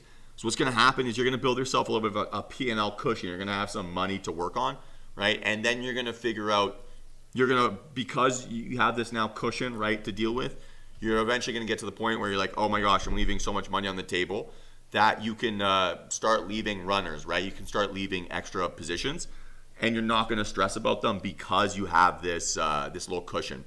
So it's a progression, right? It's I take huge losses, right? I take small losses. I'm flat. I take small wins. I take huge wins, right? And so it's best to take it in little baby steps and work your way there. So really, really happy and really proud of you for the way you traded that INTC. If it keeps flushing, don't worry about it, right? Don't chase it. What's more important, right, is you create the habit of winning, right? That's the most important thing at the moment.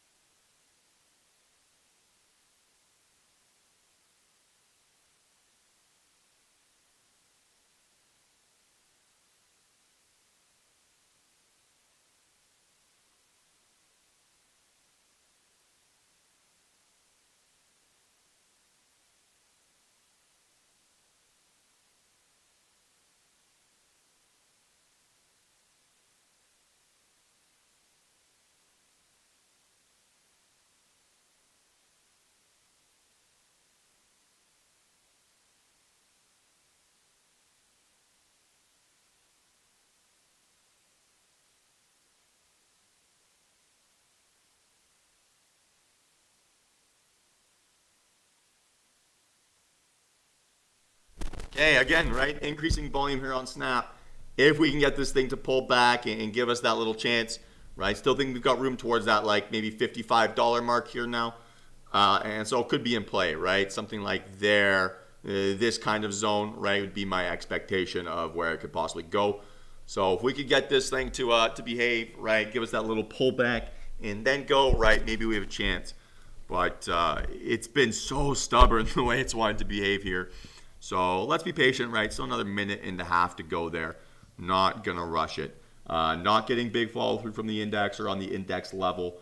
And that's okay. That's the way it goes sometimes. We'll be patient. If it wants to set up, right, we'll know. Snapchat looks like it's probably the best looking thing here at the moment.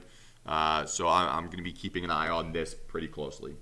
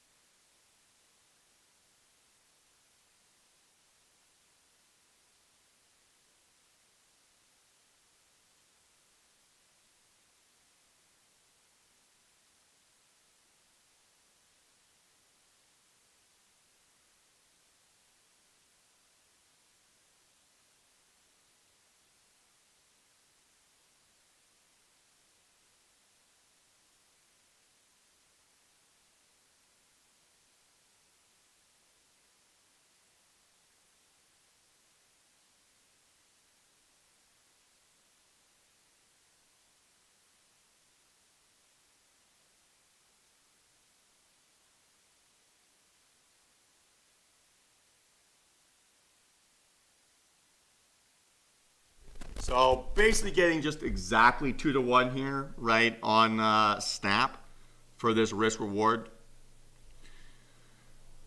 This is close. I'm going to take this, but pretty small size, maybe like a half size play here, guys.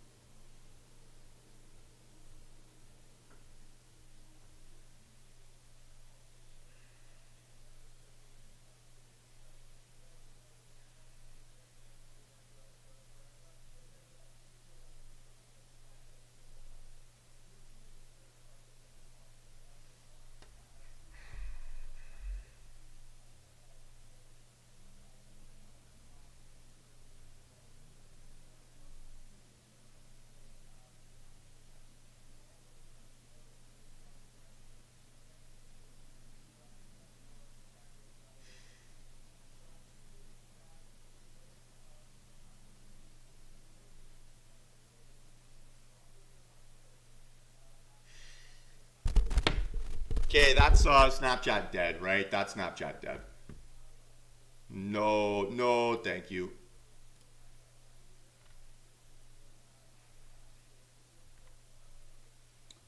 We have a chance to go bearish volume here on this sell-off on the SPY. Maybe we have a chance on the 15, right? Going golfing on volume, breakdown, a lot of hammers here, under low of day, right? And hold, increasing volume. That would be a pretty interesting spot for some puts.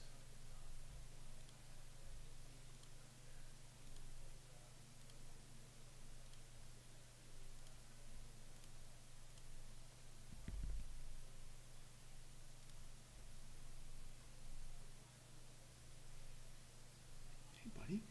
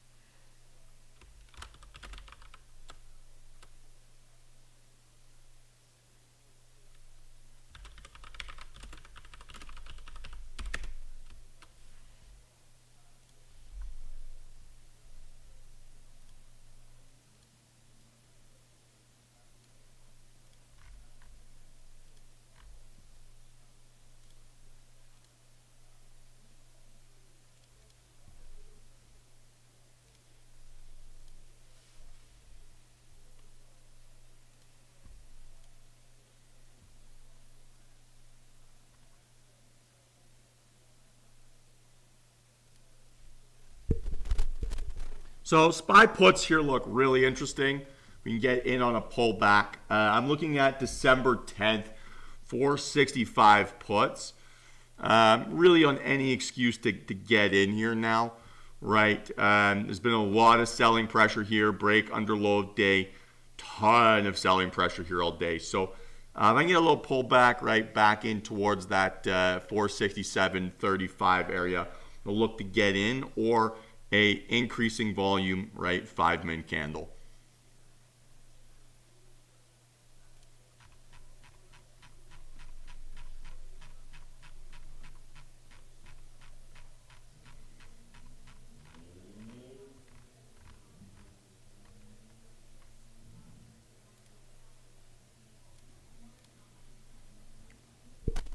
All right, guys, I am in at 177.7. 177.7 on some SPY puts here. Stop loss this area.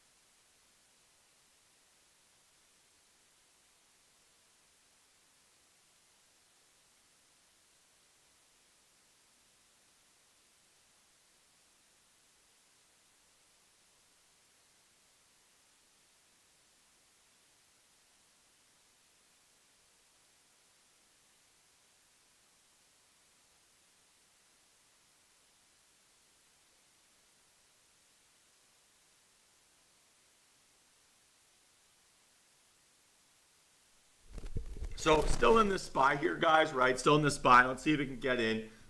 Maybe jumped in just a little bit early on it, but still like the thesis quite a bit. So let's see if we can flush from here. I feel like I'm in decent shape. Entry price 177, current ask 173. So let's see if this thing can flush.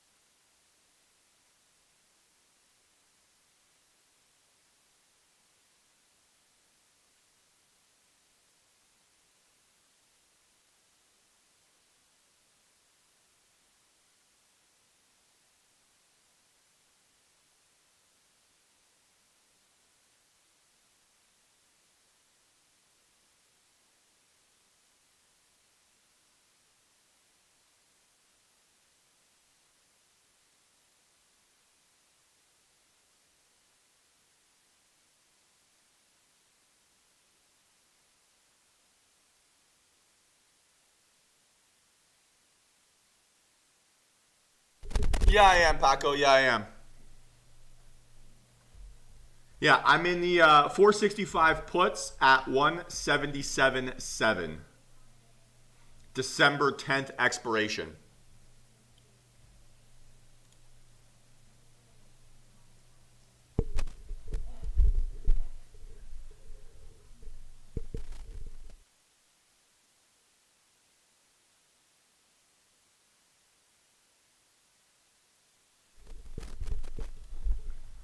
Sorry, I just saw my phone and I saw the alert was in. I never hit send, so apologies for that.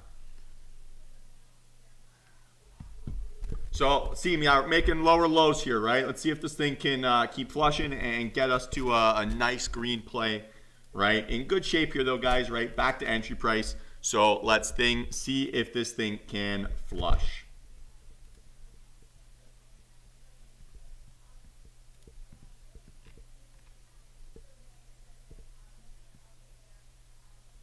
There it goes, right? Starting to go a little bit. So I'm going to protect this pretty aggressively, right? As we creep up towards that like 190 area, going to look to take some off pretty quick.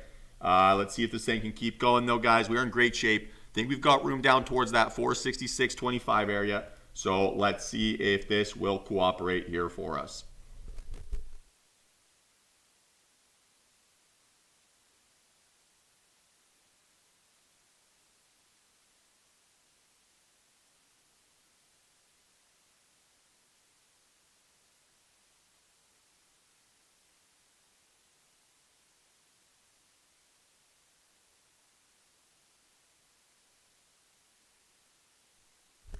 Seems like we're finding a little bit of resistance here at this 467. If we can break down under there, I'm going to look to take a little bit of profit off and de-risk. Because we're seeing quite a bit of, we bounced off of there a couple times now, right? So I'd like to see that flush under.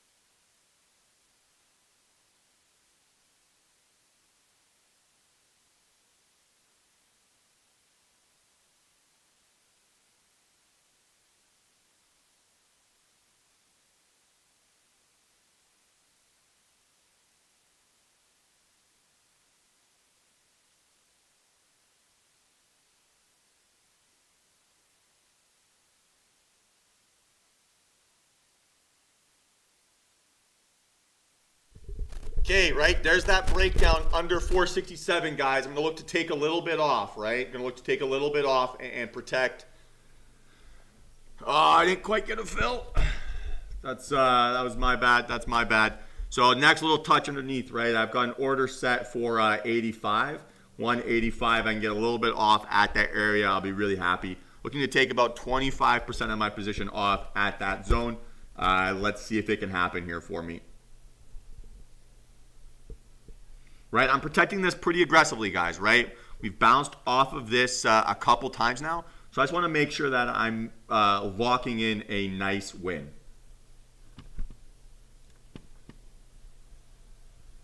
Right, just keep adding them up, right? Stack them up. That's all.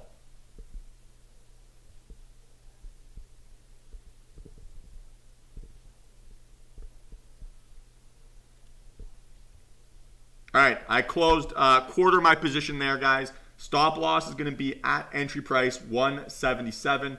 Pretty aggressive, right? I'll push it up 178, right? My entry price is 177.7.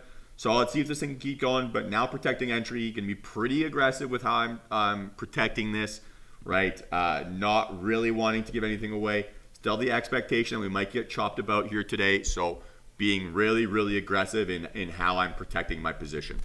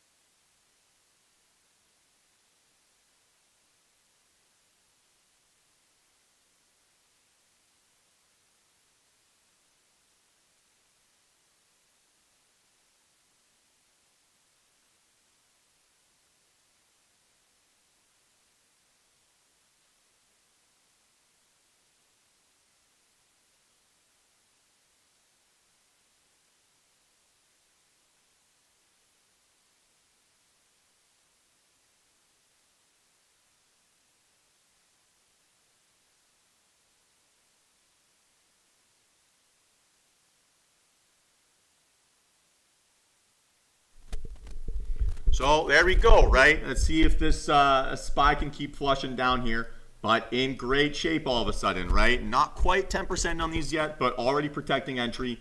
Just being super, super aggressive, guys, right? Super aggressive. If this thing can flush, we're going to have a nice little bit of follow through, right? Down towards that 466.25. If it doesn't want to go, so be it, right? We took a shot, we took away our risk, and we put ourselves in a position to succeed. If it didn't happen, right, nothing bad could happen to us. So protect your position, right? Have your stop loss out set up already. I'm protecting at 178. Let's see if this thing can keep going down for us, but turning into a nice, right, slow and steady day. So 0 complaints. Let's see if we can keep adding to this nice little tally here.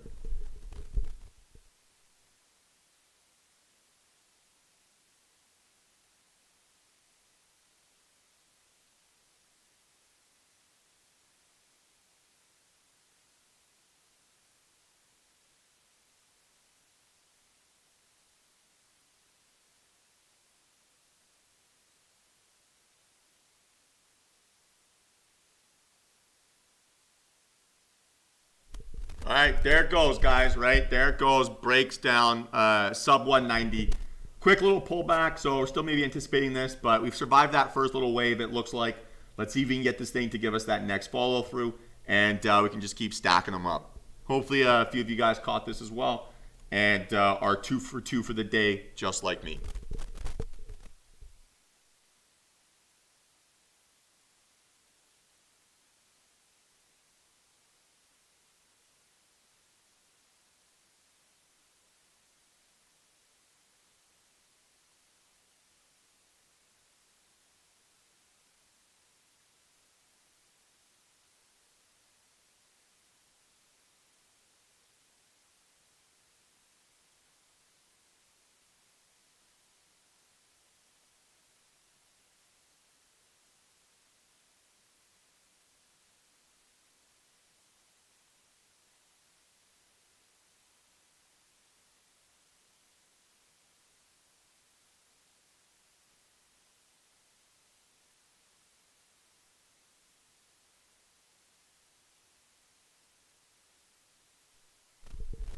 maybe not the greatest candle here, right? My stop loss, like I said, guys, 178. I mean, this is basically going to be a if you pass go, collect $200 type trade if it stops me out. But let's see if this thing can break down. Still maybe give us that legs. Happy we locked in some profit and protected. If it doesn't go, it doesn't go, right? That's life. Happy to take that shot. We're still dealing with a pretty choppy market, right? And so we're just being super aggressive, right, in how we're protecting to kind of combat that choppiness a little bit. So maybe it's not going to run, but hey, we're 2 for 2. I think there's a lot of people that are probably getting hurt today. It's a frustrating day, so happy to be green, right? I think that's kind of how I felt since Thanksgiving. Been sort of nasty conditions, right? Very choppy, very indecisive. So I'm just happy to be green. See if we can get lucky, right? See if we can get that follow through, but not going to force it if it isn't there, guys. Right? Like I said, protecting stop loss, locked in a little bit of profit. If it goes, it goes. Awesome. If it doesn't, well, we did everything we could to try.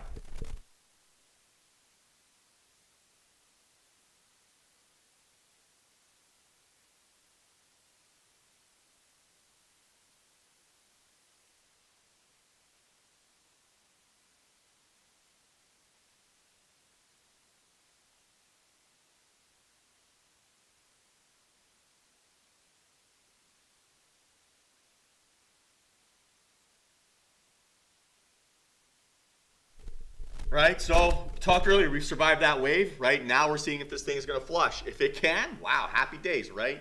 Happy days. It's a bonus. If it doesn't, so be it, right? Going to look to take maybe some more off here, lock in even a little bit more profit. We still haven't hit that 10% mark, which kind of sucks, right? This has been a very muted move. But if it can go, it can go. Like I said, already locked in some profit, right? Can't finish red on this play. And I'm making sure that is number one priority, right, with this here. Now, I cannot finish red, right, on this trade, and I refuse to let that happen. Looks like I might get stopped out here. Still in 179, waiting for a stop out. There we go, I'm out. So not bad, guys, right? Like I said, it's a if we collect go, right? If we pass go, collect $200. That's pretty much exactly what it is here. So I mean, could have been worse, could have been better. Happy to be green, right? That's the theme of the day here.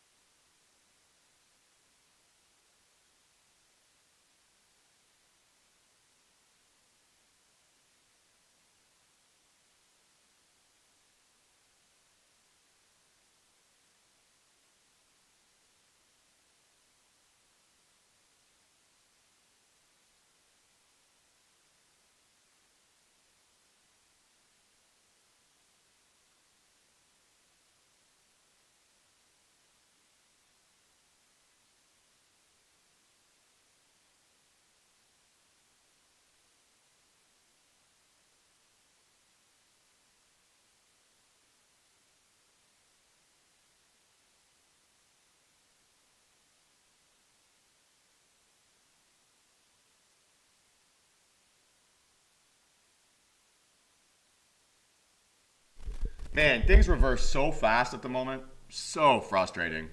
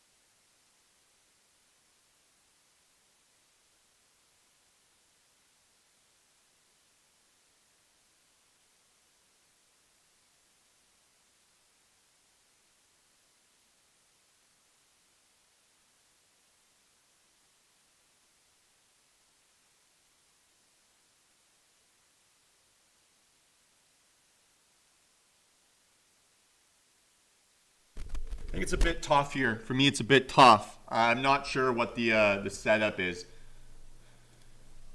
I want to see this get over this 401. I think, right, or really give us a high conviction breakdown. SPY not giving us that, so it's hard to think that it's coming in QQQ2, right? Or at least, like, I don't know, that's kind of my bias a little bit. Maybe you're seeing something I'm not. So if you have any more information, happy to go through it.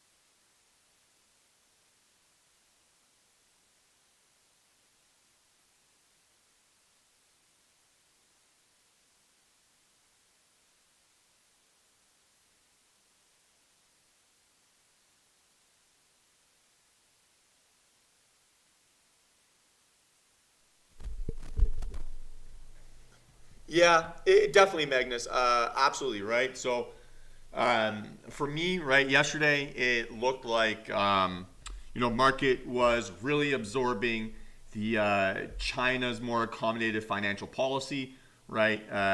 News was coming out that the Omicron variant really wasn't that impactful, right? And so we had a really nice little bounce there. And then I think the market maybe overnight kind of realized or like took a step back and was like, oh shit, actually there's a Fed meeting in a week and we've got a huge inflation print coming out on Friday, expected to run absolutely wild. So maybe it's time to maybe catch my breath. And then, right, overnight indexes, right, they told us that. So I'm going to keep referencing this at the moment, this traders report, right? And the reason I want to reference this is so we look at this data, right? People don't change, right? Circumstances do. And so the sentiment, right, that investors are showing in Europe, in Asia was one of digestion, right? Of look, markets aren't moving, right? Markets are consolidating. And this was across a lot of things minus Bitcoin. And so Bitcoin does a little bit of its own thing sometimes, right? But when Europe and Asia are giving us, or they're not showing us any strength, and then we look at yesterday's, right, report, right? We had bigger moves yesterday and bigger ranges, right, in sort of our leading names. So in some of these indicators. So as we start to see some of these signs, right, or as we start to see some of these indicators, sorry, right, here's the 7th, right, 2%, 1%, 3%, right? These are all bigger moves. So we can start to get the indication that it's like a more risk on or risk off day. And so if overnight markets are really muted and really quiet, obviously I'm not saying that's 100% of the time going to be a quiet day, but if the market is all waiting on similar news and everyone's waiting for the US to set its rate policies and stuff along those lines, it's going to be waiting or digesting the same information. So we can grab clues from that. And so it'll always be worth kind of keeping an eye on those things.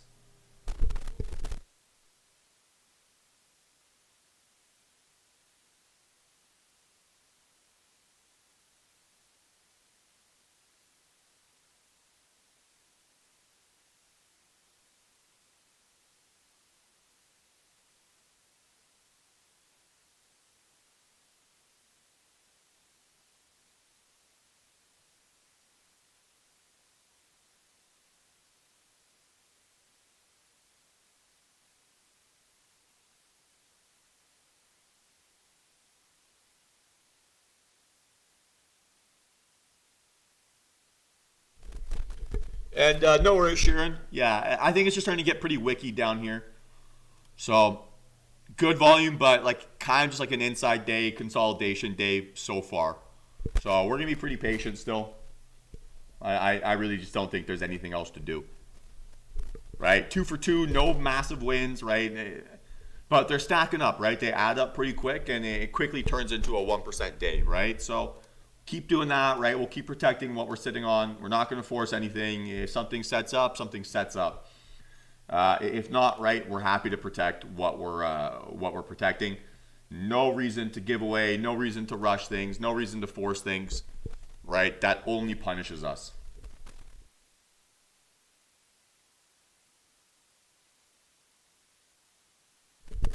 So for those of you who aren't DTR members and would like to be, we trade like this day in, day out. You can join full time at www.dtrtrading.com. Offer two things, right? The live trading room, which is what you're experiencing here now, and then the day traders report, which is what we've been referencing here a few times, right? With these sort of overnight levels. So day traders report has sort of everything I'm looking at today, right? Sorry, this one's yesterday's, right? And sort of all the key levels, right? What to look out for, kind of your cheat code, right, for the day's action. And then the live stream is obviously all that you're seeing here now. So if you want to join, right, trade like this day in, day out, hopefully full-time members, right, will say good things and say how much they learn, and hopefully how much they make too. But we're a different trading room than most, right? Try to be transparent and stream everything, right? We don't rely on Discord alerts. We don't rely on bullshit small caps. what you see is what you get here, and try to help you guys all turn into winning traders. So we're going to be pretty patient here, guys, right? No real other hard sell. If something sets up, we're going to be all over it. But for now, it seems like this market wants to take a bit of a breather. And so I'm happy to sort of just sit on the sidelines until we get some sort of clean signal here.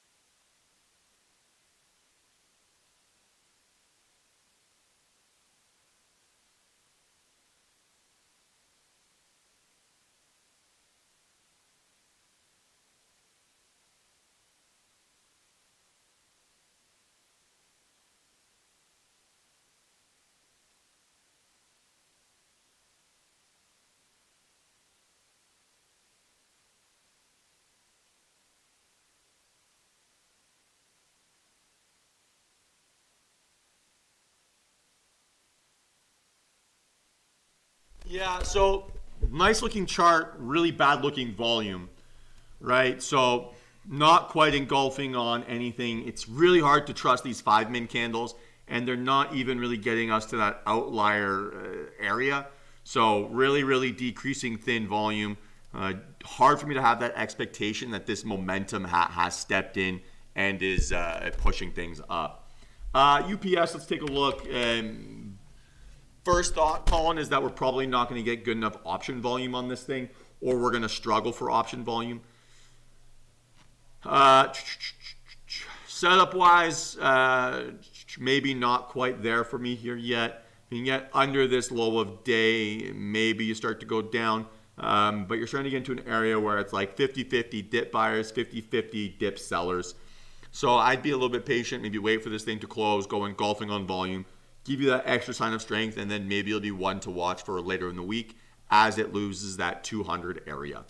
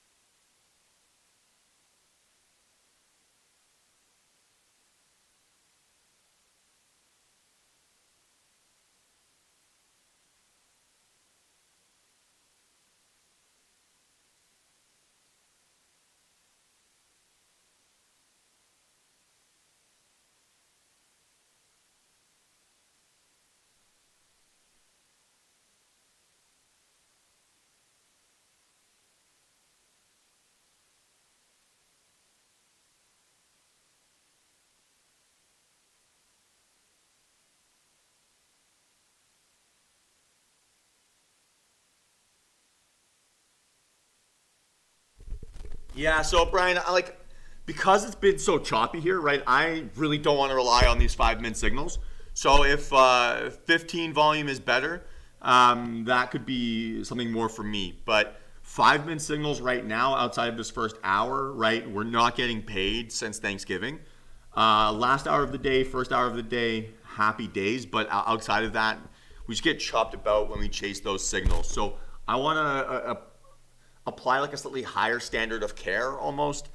I mean, I want to be a little bit careful with that phrasing, but I just want to be a bit pickier, I think, about which girl I choose to go dancing with, right?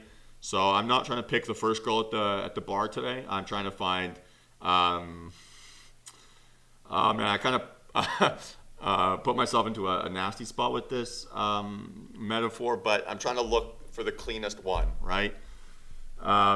So I think on the 5-min, it's going to be really, really hard to find that clean looking or that setup that I'm going to trust. For me, it's just going to be like that a gossip circle.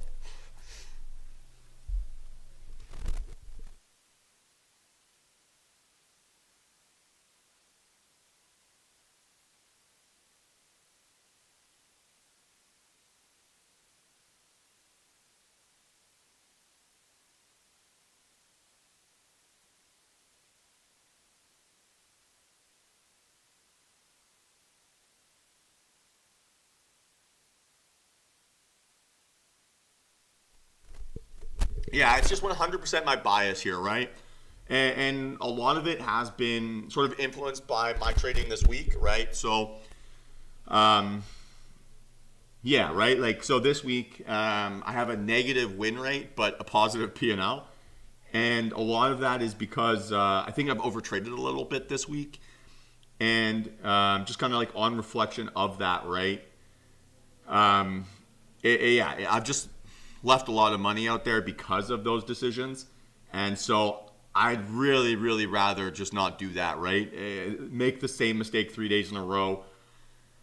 I would have a tough time falling asleep tonight. So a lot of my bias is also, towards kind of preventing that sort of behavior from myself. But I think in general, I feel relatively justified with what this market is giving us and sort of my read on it. So I'm happy to sit on hands here, and I'm glad you guys feel the same way, right? We're gonna get 2 or 3, sometimes 5 trades a day, right? Sometimes they're all in the morning, sometimes they're spread out, sometimes they're all in the afternoon, right? Sometimes it's none.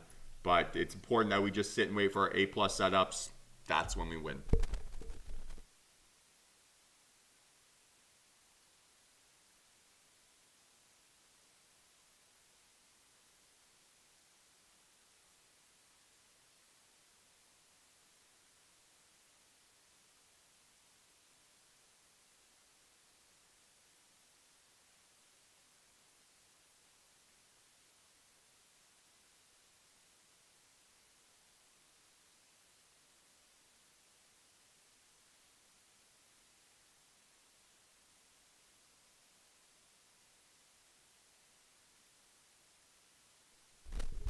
Ah, shit. Yeah, sorry, Colin. My bad, my bad.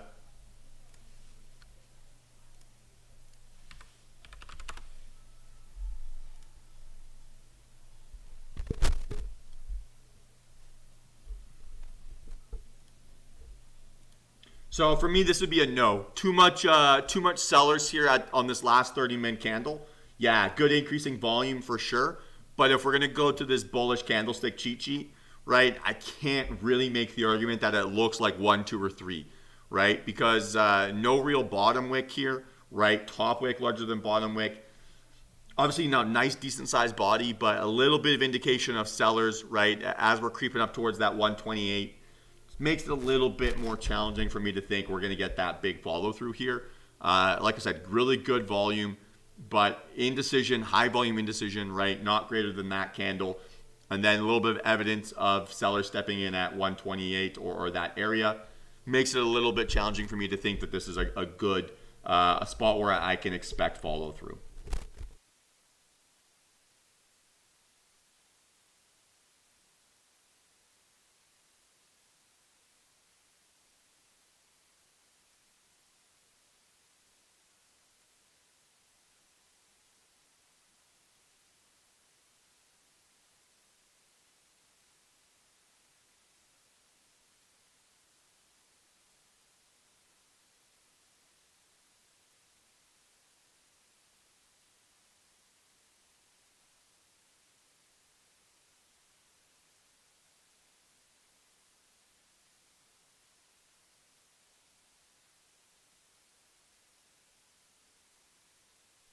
So that doesn't mean, right, that this affirm won't go or that it can't go. It just means that I have less of a reasonable expectation that this is going to give me that follow through that I'm looking for, right? So that for me is going to be really important to make sure that we're waiting for those perfect signals, right? Still need to be patient, still need to wait. Cannot overtrade, right? We're getting punished for that this week, so cannot overtrade.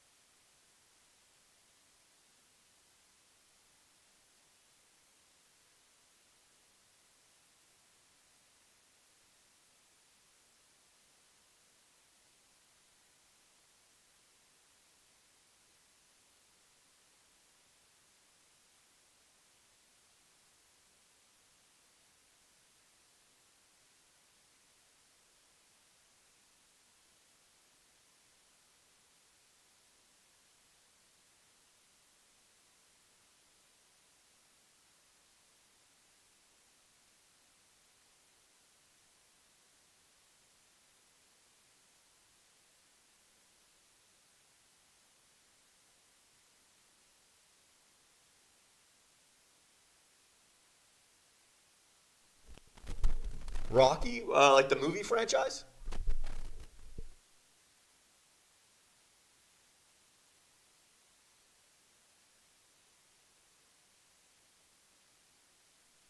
Yeah, same story like that affirmed though, right? Not a super high conviction candle here, right? Certainly not an A plus candle, so need to stay away, right? Just cannot compromise on that A plus. Just can't compromise on it, guys.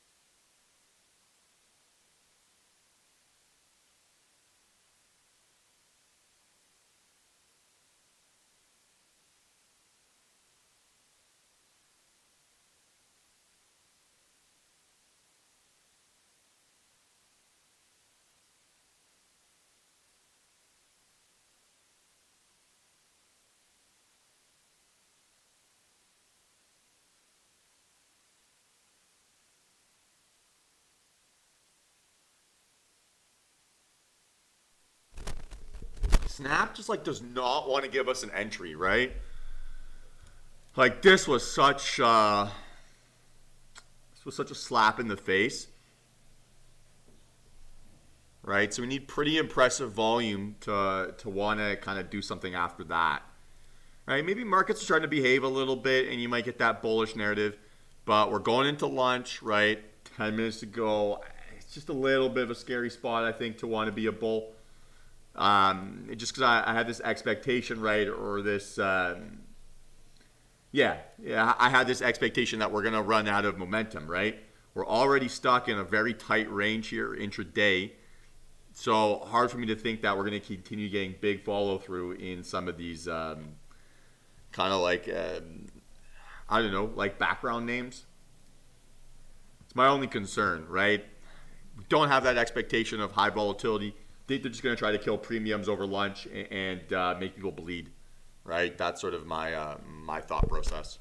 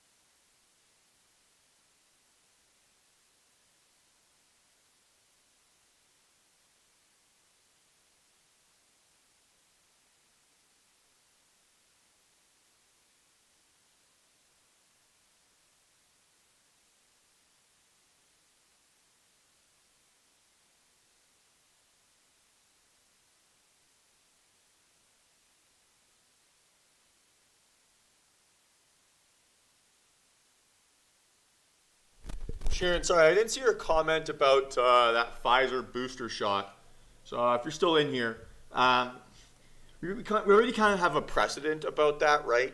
mRNA's CEO came out previously and said some stuff about how they expect they're going to need a booster, right? Or they're going to need to develop a new vaccine for this new variant, and I'm sure they're going to keep saying that, right, as each variant comes out. I'm not going to trust these CEOs, right, to be telling us what the best thing is for scientifically, right, or like their business model is going to be significantly improved, right, if they have to make a new vaccine, right, for each variant. So they have too much to gain from pushing a certain narrative, and so I have very little interest, I suppose, in taking stock of what they're saying versus having to create whatever. If I can get more like independent information, that would obviously be superior, right?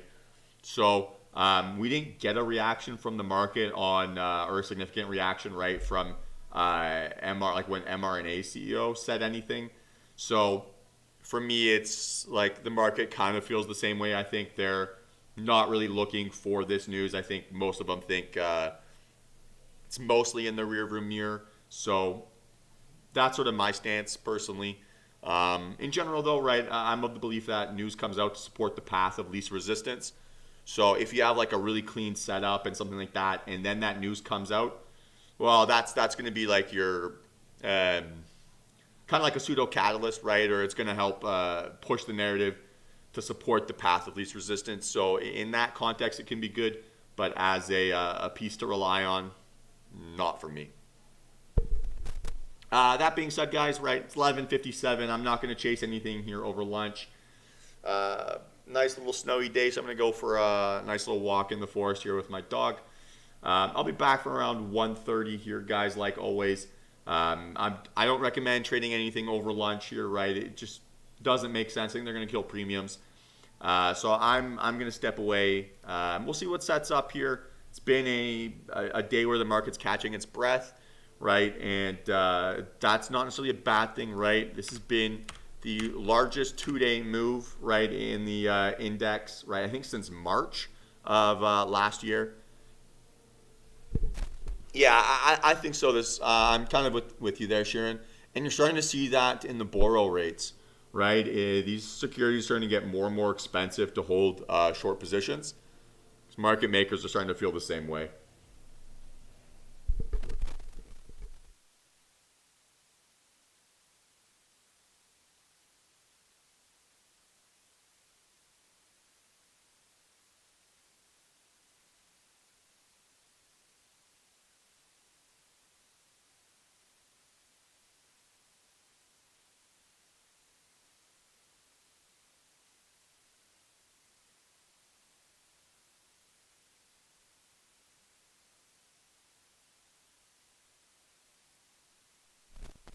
So have yourselves a great lunch, guys. I'll be back for around 1:30, and we'll get back at it then.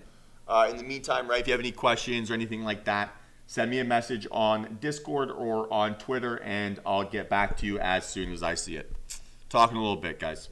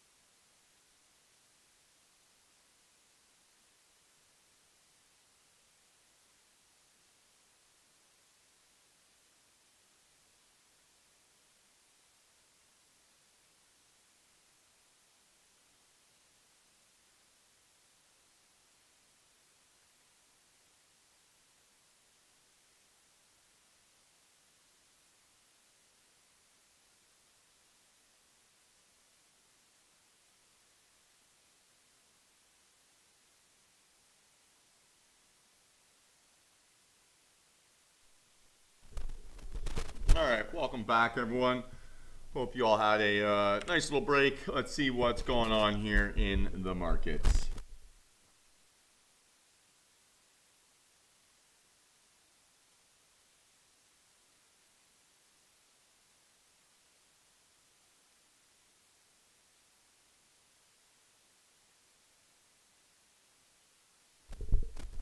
So now this Tesla, right, giving us that potential outlier volume on this thing. This could be worth keeping an eye on here, right? I think this looks pretty interesting. 2 minutes and 30 seconds to go, right? Breaking up above that area of resistance. I think we've got room towards that 1070, right? $5 away, and then 1080. We can get that really, really tight risk reward. Maybe we could justify it, and we'll double check those levels too.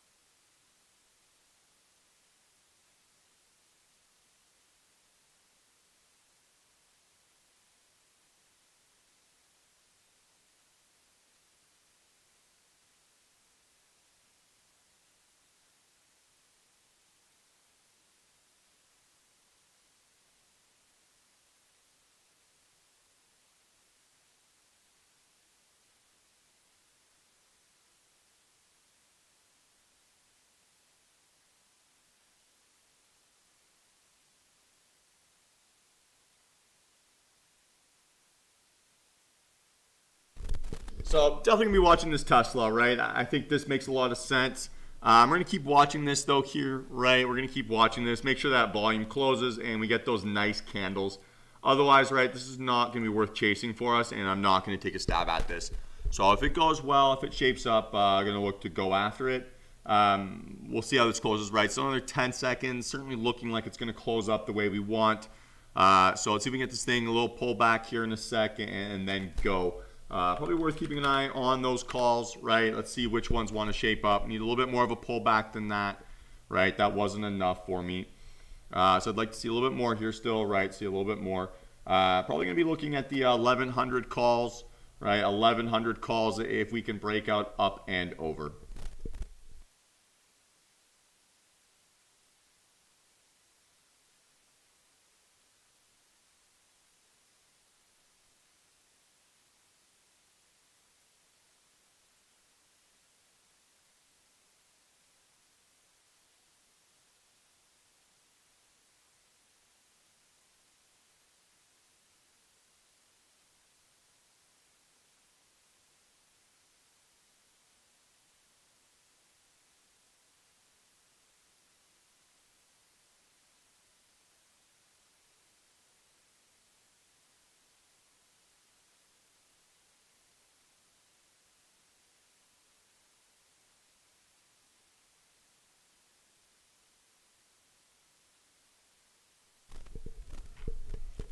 Okay, so I have a nice little spot here, right? If we can get over that 1068.51, happy to take a stab at this thing.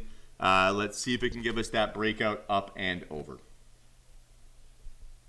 I'm looking at the 1100 calls here if this thing can break out.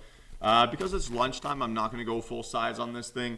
Right, I'm going to size down a little bit because I'm not necessarily expecting this thing to maybe be the I mean, we don't get that huge volatility right over lunch historically, so I'm just going to protect myself a little bit and size down.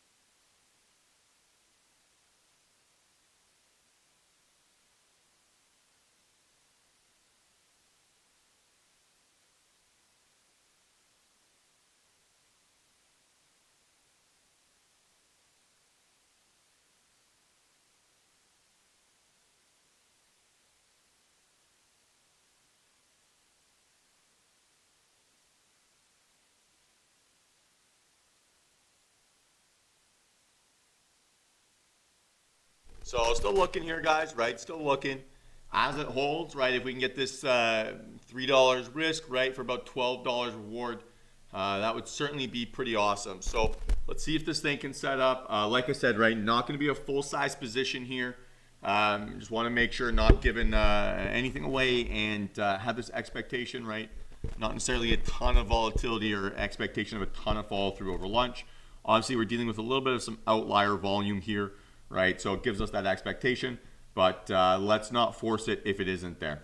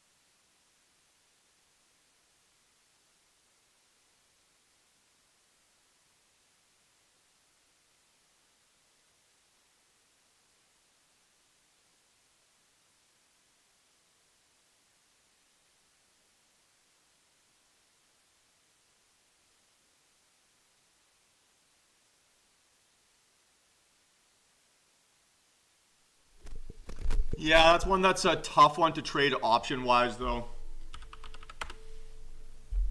But it's got a long way to go before it gets back to interesting before its earnings.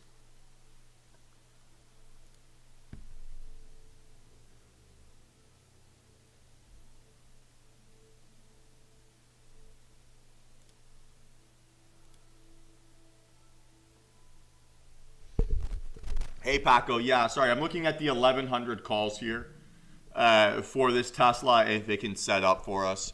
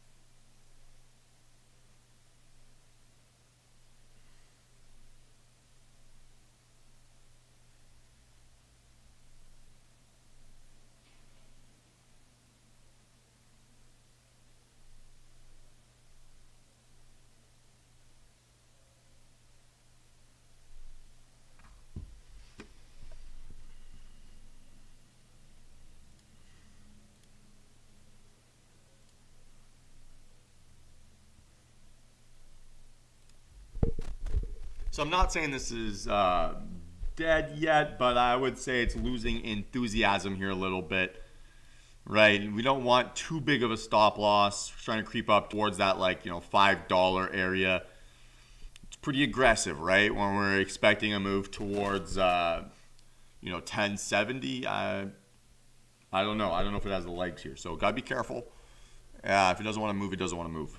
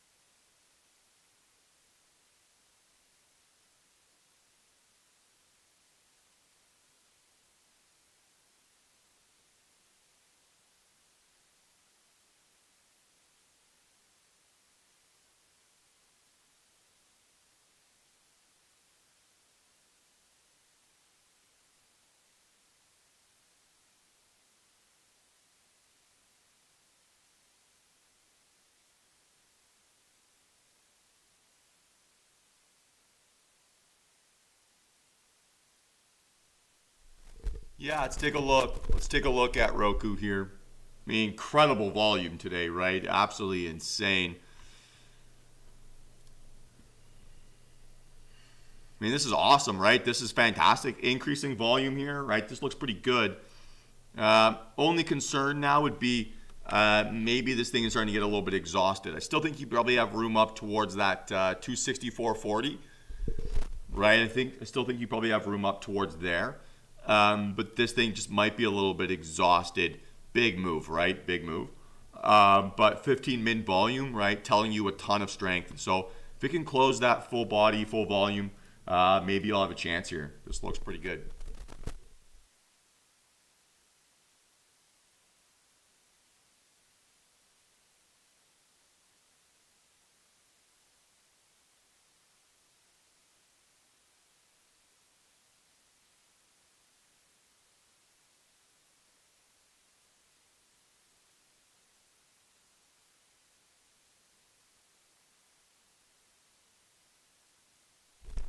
This Roku probably be looking at the 265 calls would be my guess.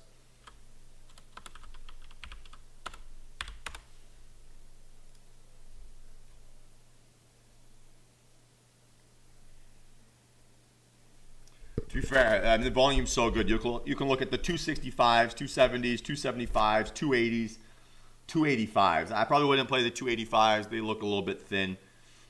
Spread wise, right, gets kind of nasty.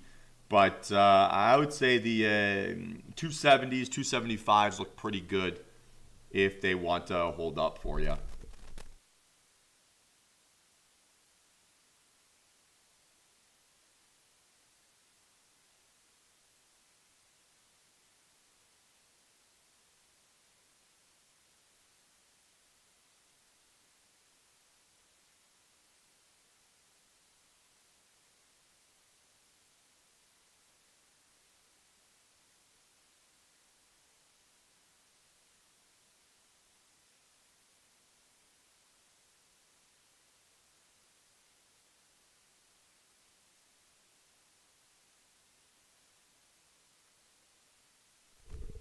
I'm personally, I personally prefer the 270 calls here, right? Personally, I prefer the 270 calls here.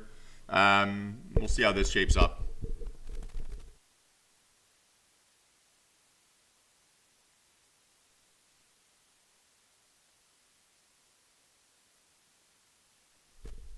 So normal body bullish close, right? Let's even get a little pullback and then go. As long as that risk reward is still justifiable, right? We're gonna have a chance here.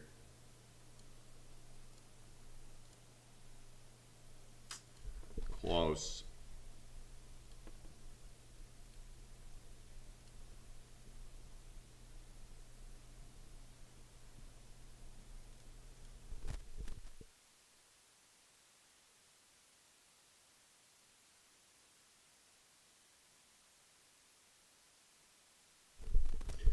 I think you might get a risk reward failure here.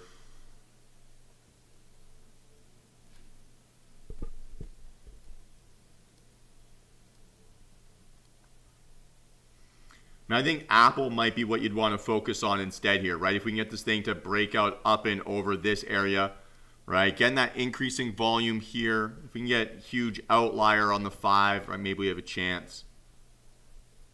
I could be talked into this, I think, easier. Yeah, like such a big move, right? I don't know how many dollars this is now, but 10% move, we'll call it, plus the gap. It's you know, it might need to catch its breath, right? This sort of volume that we're getting here today, what it does is it creates that bullish momentum, right, for the next couple days. So we're gonna have a lot of bullish strength in here. So even if it's not maybe strong today, catches a breath overnight, right? Resets up tomorrow for that rip over, say this 264, right? Fill that gap up and then run it towards like back towards that 300 over the next, I don't know, week and a half. Maybe into Christmas might be tough, but if we get that Santa Claus rally late, I mean, something that's got like this mega volume here after finding a bottom would be sort of that leading contender, right, of what you'd want to look at.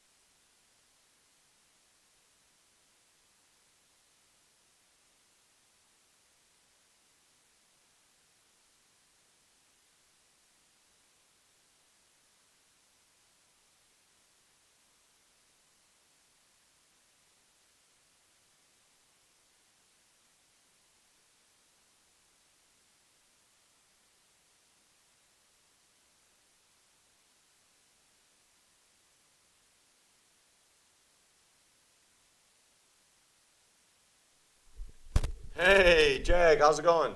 Good to hear from you, man. I'm doing well, doing very well, thank you. How about yourself?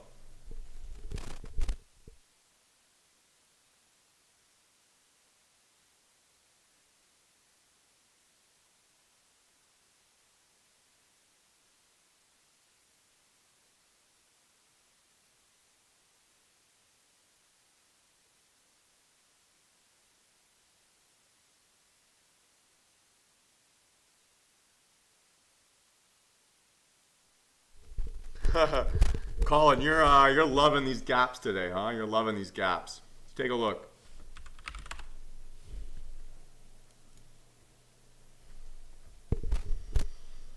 So I would say if it could, yeah. Why hasn't it done it already? Um, I wouldn't say this looks like a particularly nice chart though here yet. Maybe still some consolidation. Maybe still needs a little bit of work to do. Yeah, yeah, no, I like gap ups too, but they're the best when you can fill them early, right? Filling them in the afternoon. Say, it's like the whole market's been staring at it all day, right? It's like trying to lure everyone in. That's sometimes a scary place to be.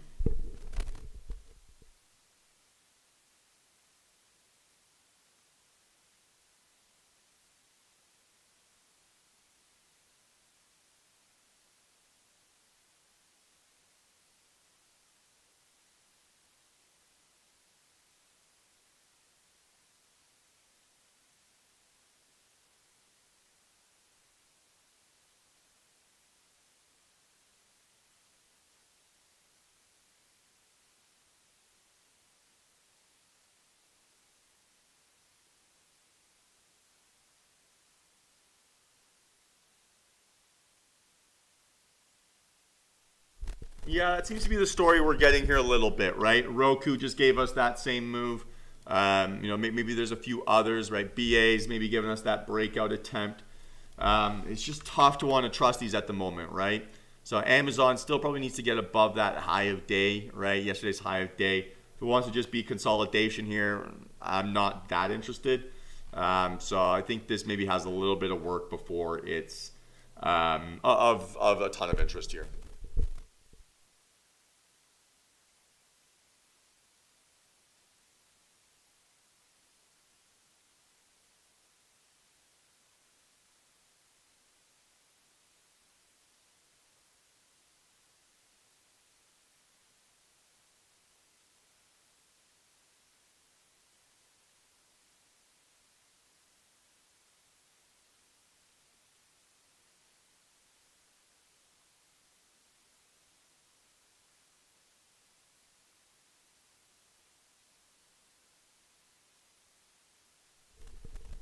Yeah, so if the strength is there, agree, right?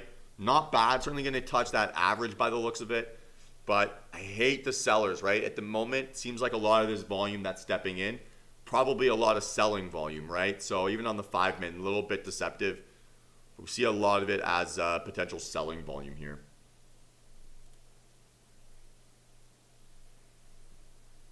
Let's take a look, Colin. Yeah, AAL has been one I've been watching a little bit here. So I would say if you're looking for that gap play, right, it seems to looks like it's mostly filled and rejecting. So I would like maybe breakdowns under this 1776, right? Freedom number, right? If it can then get down, break down underneath, right? Maybe you start to get that flow down.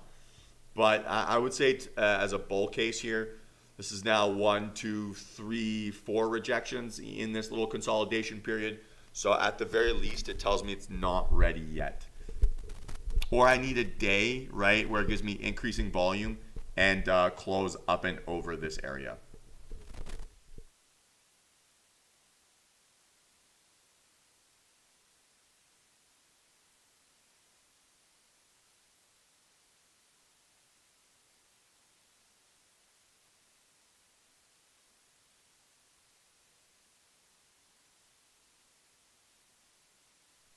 So yeah, maybe, right? But there's no candle here that gives you full confidence, right? Gives you full confidence of bears being in control, right? Or reclaiming control.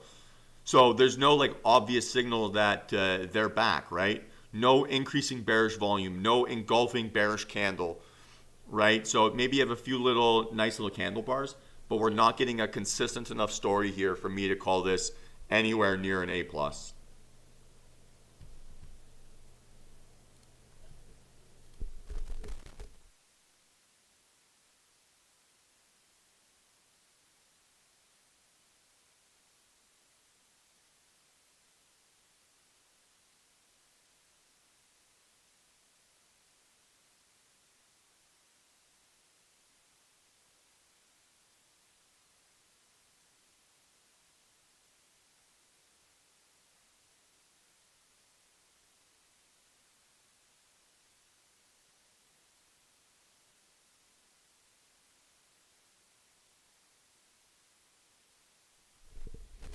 Yeah, I need to win out. I need to win out. Hopefully, I can do it. How about you? So yeah, it's a good question, Colin. Right? Basically, right. If we're gonna play a reversal in a trending market, which is what we're still at, we need to see right just a ton of extra information here, right? Because we're fighting the trend. So opening candle strong, right? Good volume. Um, There's reasons why maybe we didn't go after this, but right, it's just once you get that full volume candle, right, market stops. You're not getting that real sell-off or movement in either direction from the indexes, and then you're not getting volume here. Um, it's not enough. I would say it certainly shows strong buyers, this opening candle, but relative to other days, right, maybe not as strong, but we have no indication of stronger sellers anywhere within that range. It's unlucky, Jag. I mean, I'm a little bit on fantasy tilt. I'm like top three in scoring, but outside the playoff race. So I'd like to get my points up, but don't know if that's going to happen for me here.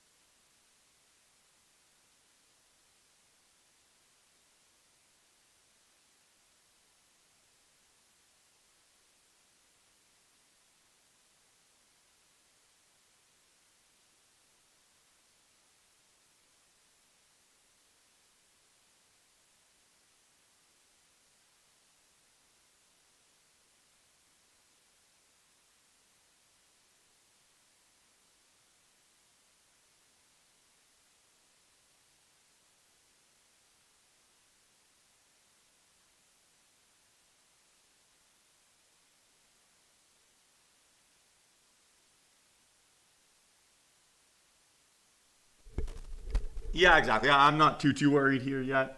I just hope I have enough time left in the season to get her going. If I can get Kamara back too, that would be a nice help.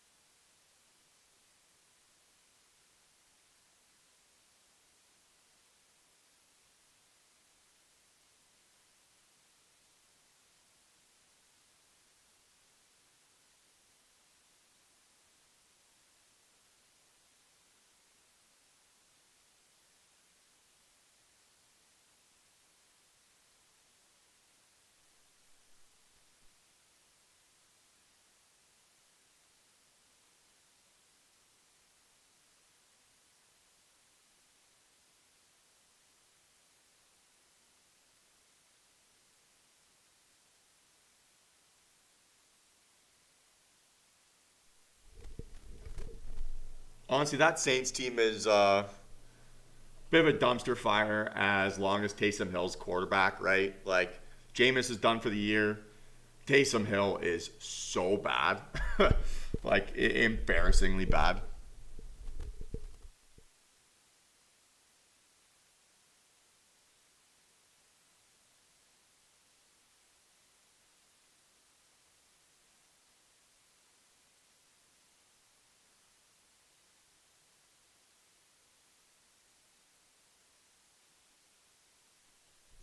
Seriously, like what kind of dirt does he have on Sean Payton, right? Like, does he have the next bounty gate on him or something like that? Like, I can't. The guy gets $10 million like they're Mentos. Like, I just don't understand.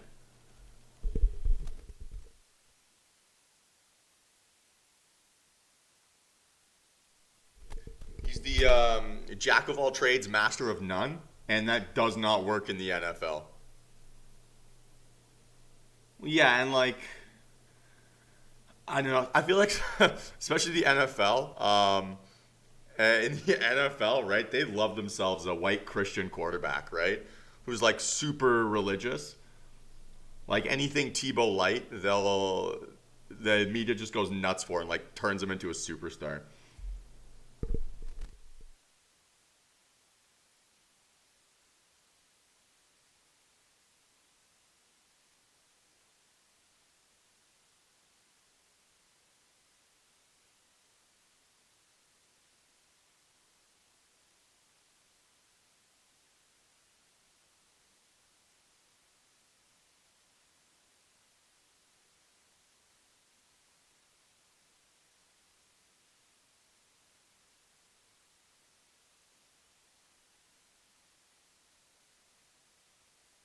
So Intel's an interesting one, Colin, because maybe there's still a little bit room down here, but like you're saying, right? Maybe it's kind of out of steam here a bit.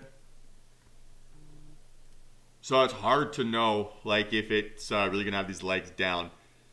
I would say certainly over the last was this 3 hours, right? Last 3 hours, it seems like people have gotten bored almost.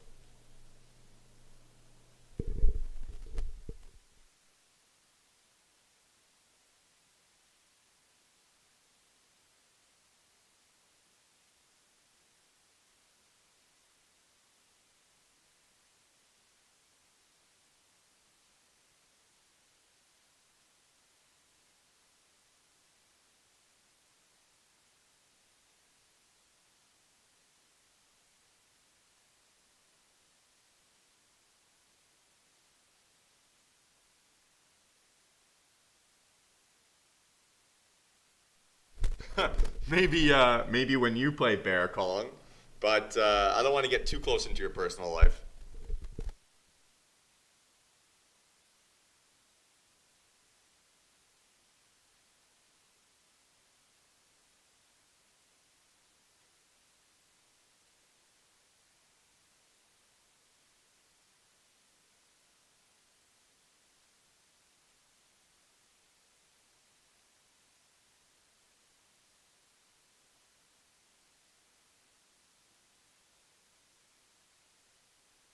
So, I mean, in a bull market, right? Bearish rips, they pay out faster and they pay out bigger, right? In a bear market, bullish rips, right? Pay. So it's like it's fun to be contrarian in these markets because when you do get these moves, right? They move so fast in your favor, or like the potential for them to is way bigger.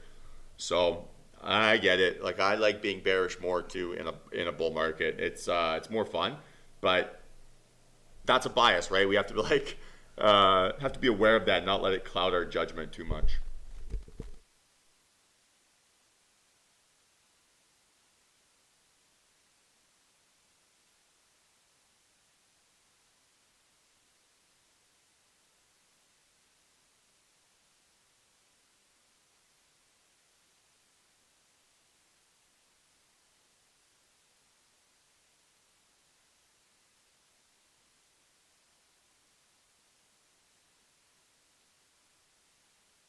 If we're gonna get any follow through here, guys, on some of these names, we're gonna need a little bit more action from the indexes here, right? That for me is gonna be the biggest key here if we're gonna be able to get some follow through. If these indexes are gonna remain relatively range bound or within these very, very baby ranges, I have zero interest in chasing this action, right? And that means if Tesla breaks out but QQQ Inspire hanging out, I'm not chasing it, right? If Apple breaks out but QQQ Inspire chilling, I'm not chasing it because I don't have this expectation that we're going to get that follow through until the indexes are also cooperating.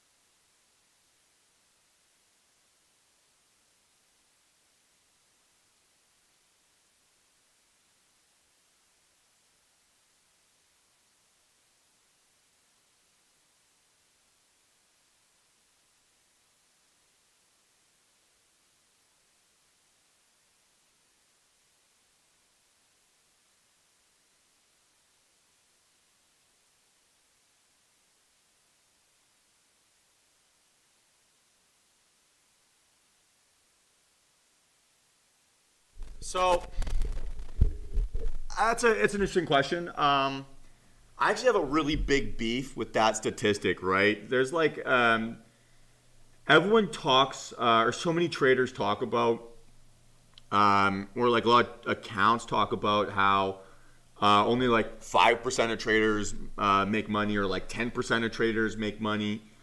It's like some arbitrary number that they're kind of making up. Um, and what I think is it's fairly misleading, right?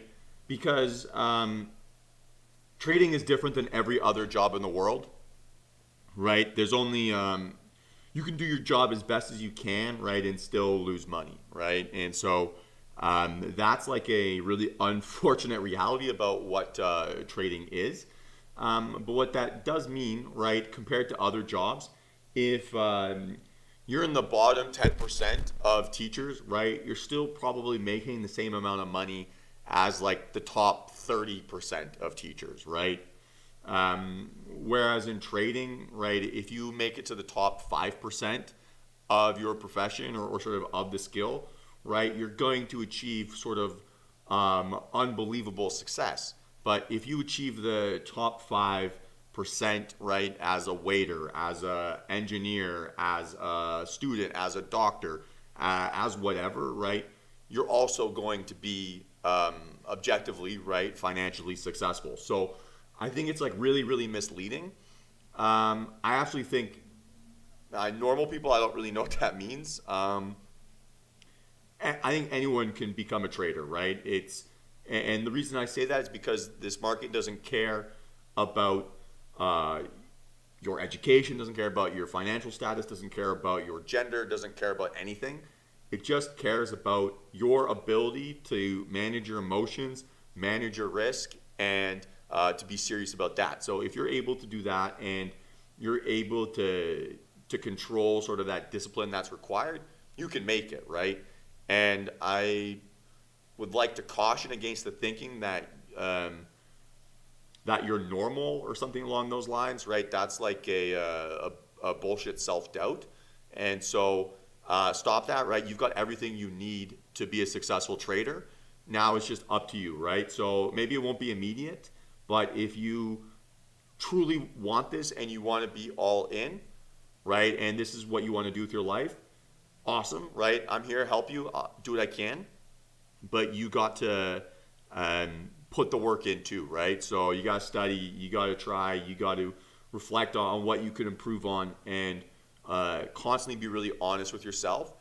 And the truth is, if you start to do that, maybe you're going to stop feeling like you're a normal person and start feeling like you're a superhero, but you're not doing anything that no one couldn't do, right? You'd be doing things that a lot of people choose not to do, even though they know they should be doing it.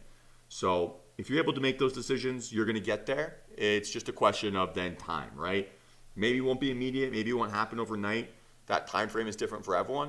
But if your actions, right, back your thoughts and back your desires, you're going to get there.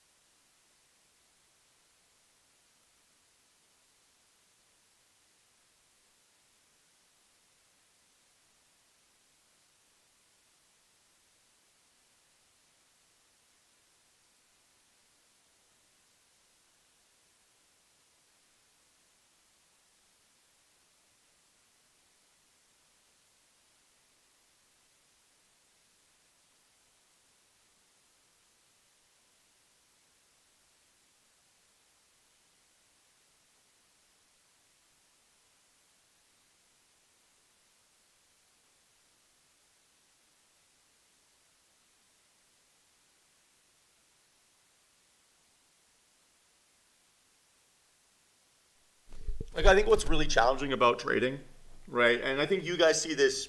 I mean, those who work with me day in, day out, right? Our stuff, our base concepts, really, really basic, right? Basically, it's a high and low breakout, and if we get strong volume, strong candles, we're in, right? That's as like a strategy, or as like a base concept, right? That's a very simple thing to wrap our head around. But it's the little psychological traps, right, that screw with our heads. It's the little stuff. And that's what's tough about trading.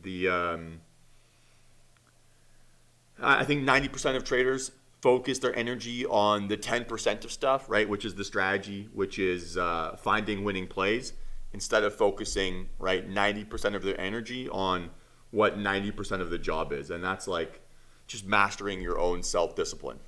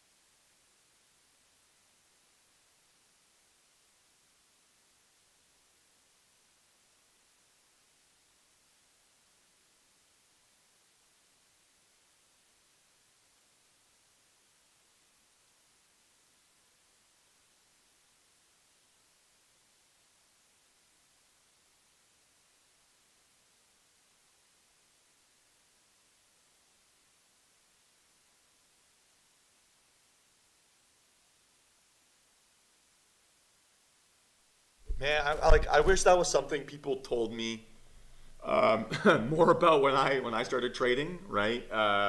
It's like the more you obsess with making money as a trader, the more impossible it is to do it. Right? Like that's the way it is sometimes. It's crazy.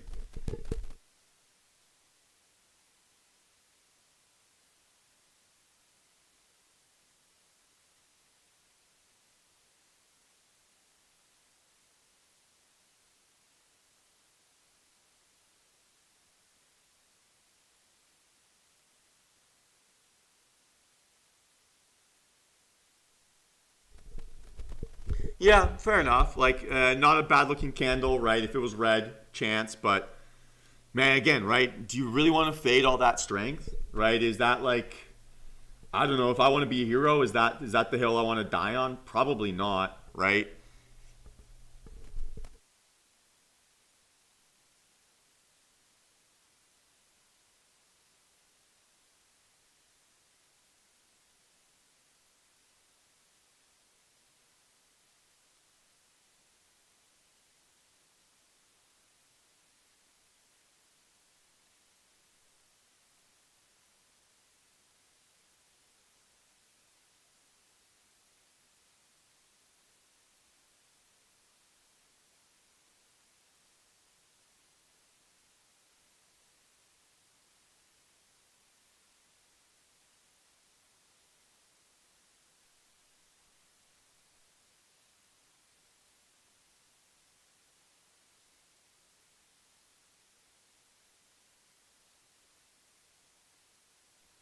I don't know if Kathy actually has a sell button enabled on any of her traders' accounts.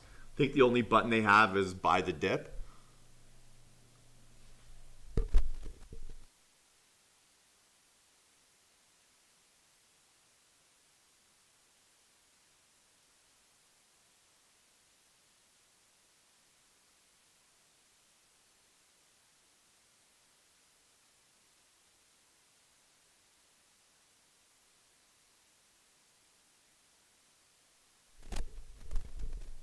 Like it's cool, right? And this is one of my flaws as well, right? Because I'm a young trader.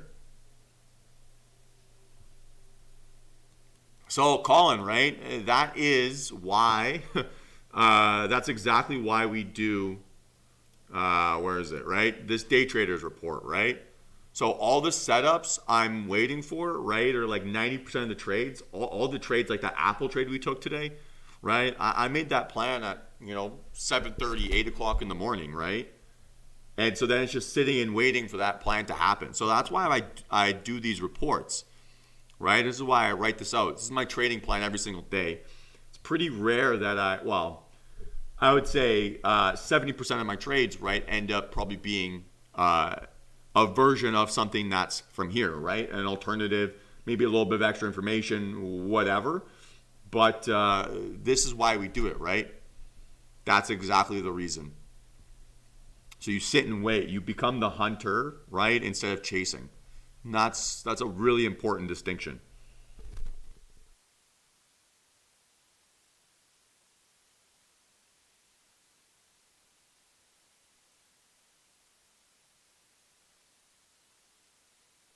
So sorry, just to finish my point there a little bit, right? So Kathy, what you did, and it's what made ARC really special, 2 years ago, or like what led it to its kind of insane growth here.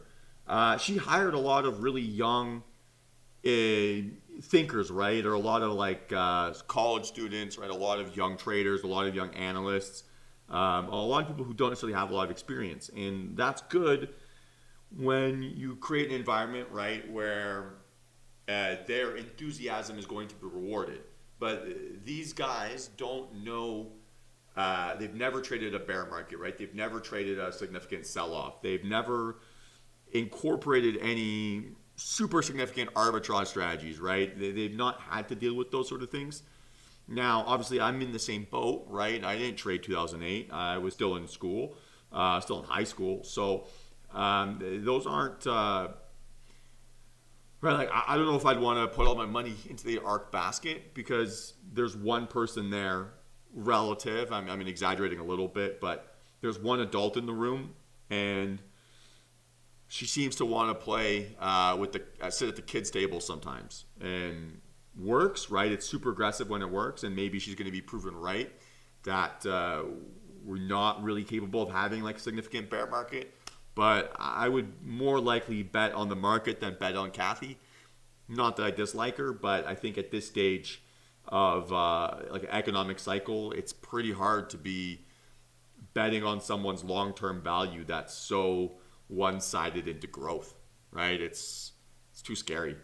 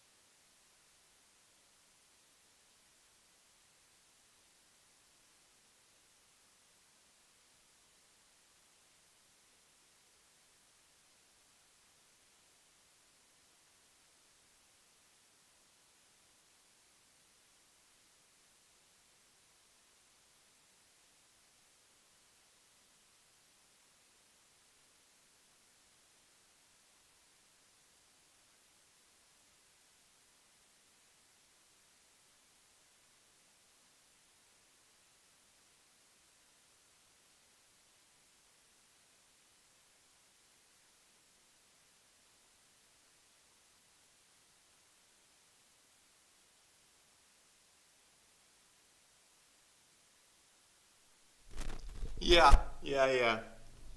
I've tried doing that in the past, but they're super strict on what kind of information you can include. So like I can't put any like mention of DTR or anything like that in the description. And I think they're doing a feature pretty soon here where they're gonna have a bunch of streamers. Man, the AMC idea crowd is all they want is confirmation bias. That's all they want. They don't want ideas. They don't want analysis. They want confirmation bias.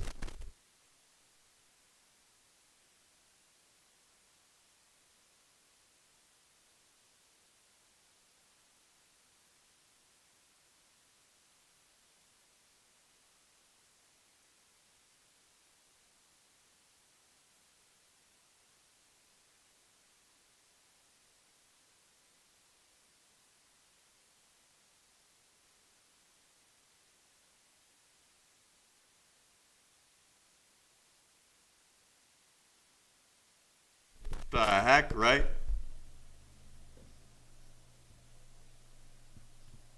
Okay, so this came out a bit out of nowhere.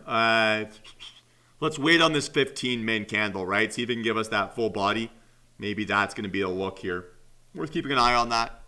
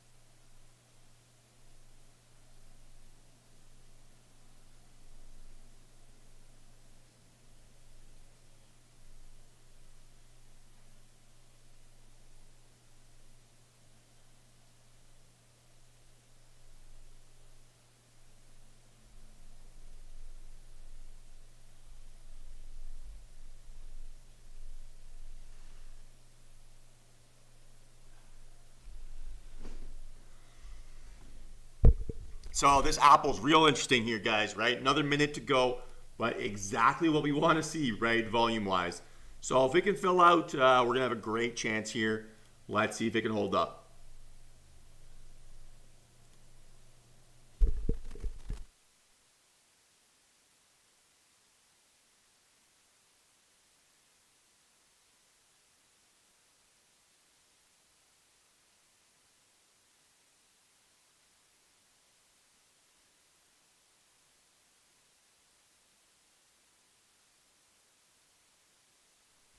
I'm not sure if it's any. I don't see any news out on it, or at least not that I've seen. It just could be a bit of a squeeze here,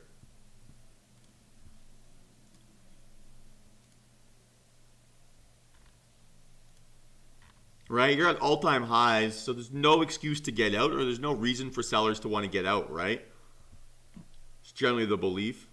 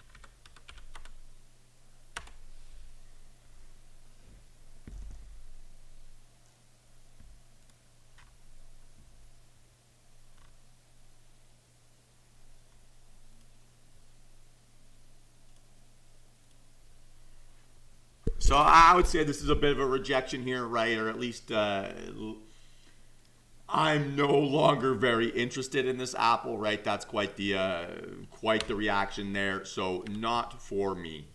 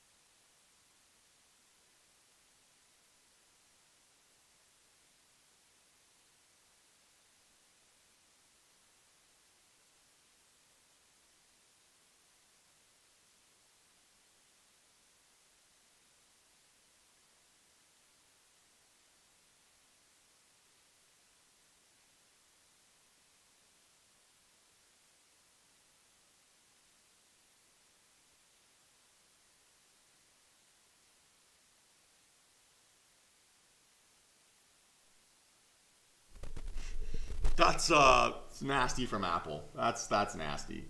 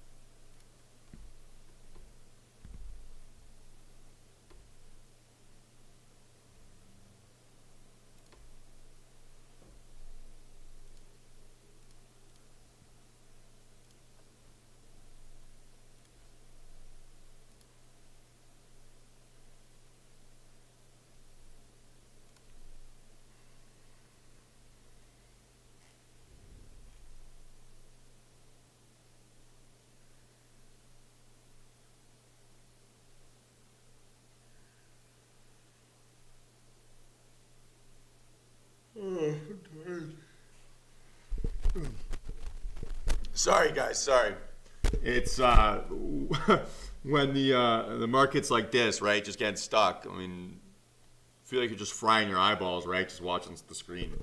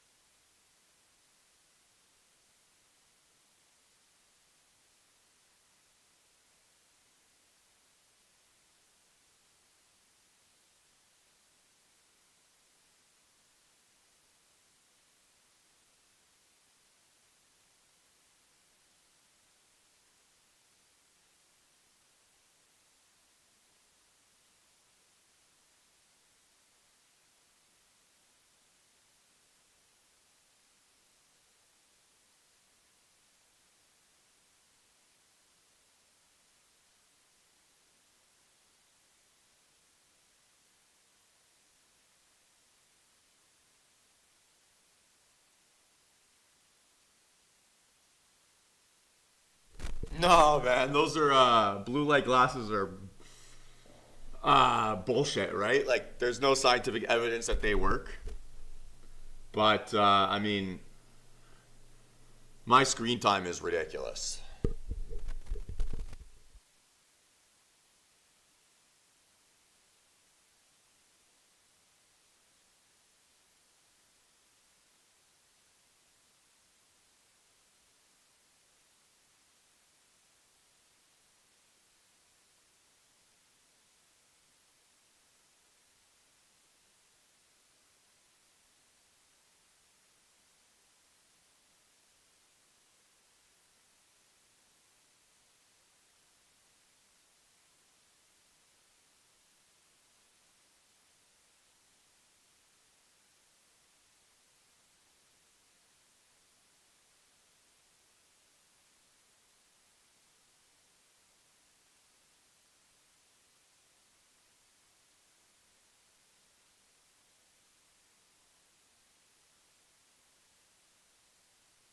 I think sometimes, like some of them have a slight magnification, and that can make screens a lot nicer. But I don't know. Try to is what it is, right? Is what it is. I so, I mean, my dad's the complete opposite of me. I was supposed to go do something more interesting for Christmas, but this Omicron, right, put a little bit of a damper in my plans. But my dad, I'm gonna go visit him, and he has a pretty big farm, like 180 acres, right, or a big ranch, whatever you want to call it. But he's one of those people that if you give him a couple whiskeys or like a few bottles of wine or a few glasses of wine, he'll be one of those guys that says like Wi-Fi causes cancer and 5G towers are what causes coronavirus. And so like this little house that he lives in his town is like zero Wi-Fi, zero internet. Like he's got a generator that runs his electricity. Like it's a wild situation. So it's just funny how I can't live with the screen. I can't live without a screen, and like my dad can't live with one.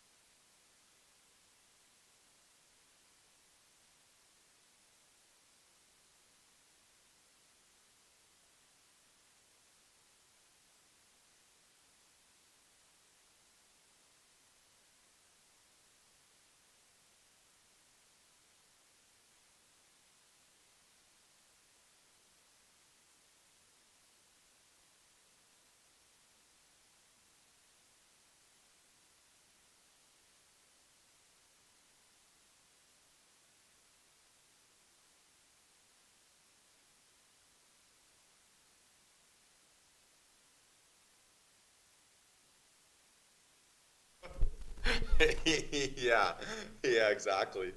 Yeah, it leads to some interesting family dinners.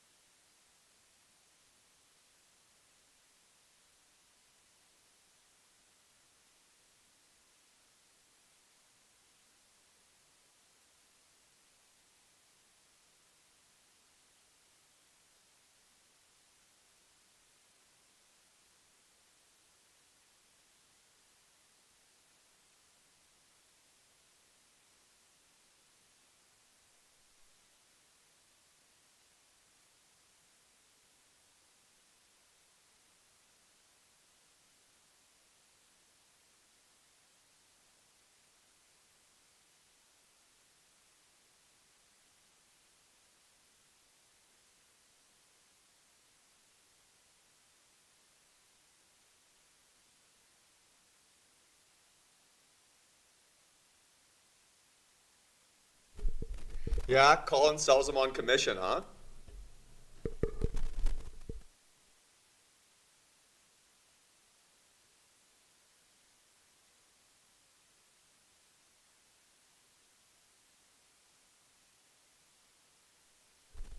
Yeah, it's people don't realize it's the rhino dust that they find in these pills that really gives me my trading superpowers. So investing does, right? You asked about what makes a normal trader or what makes a normal person. Well, you got to start doing more of these male vitality plus supplements.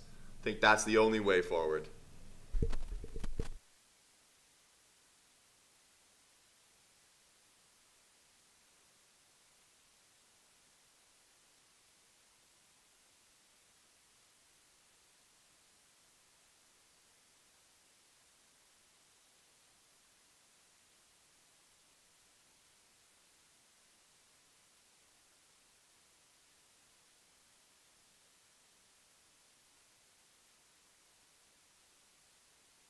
Well, I figured he was a buddy of yours. There'd be a huge ricochet shot from a stranger. Yeah. It's not the ivory they go for, it's the musk. The actual musk.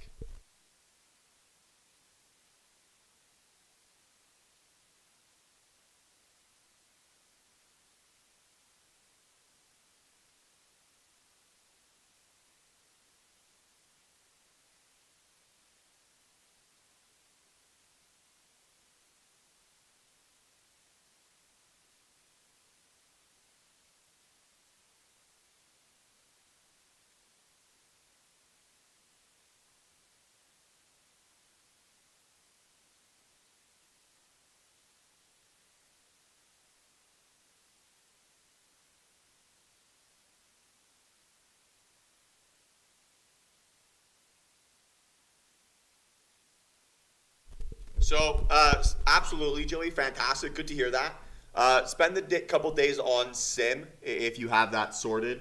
Best place to start, right? Especially if you're gonna be doing like working on some execution stuff and like getting yeah, absolutely, Joey. I'll talk out everything I can. If I don't say something that you're looking for, use the chat and let me know, and I'll address it as soon as I see it.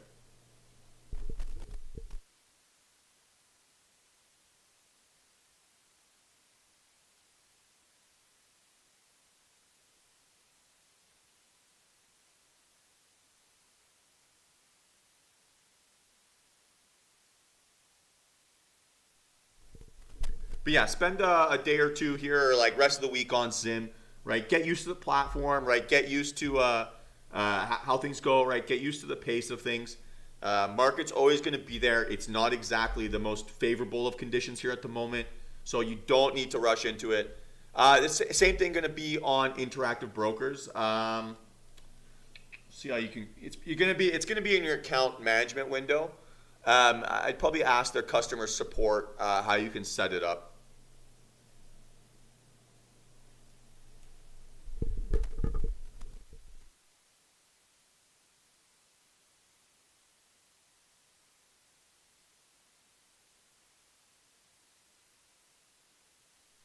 I just can't remember what it is or how to do it. So, and I can't show you because then I'll be able to get you, or you'll be able to see all my like account info and stuff like that. And I just don't feel comfortable doing that.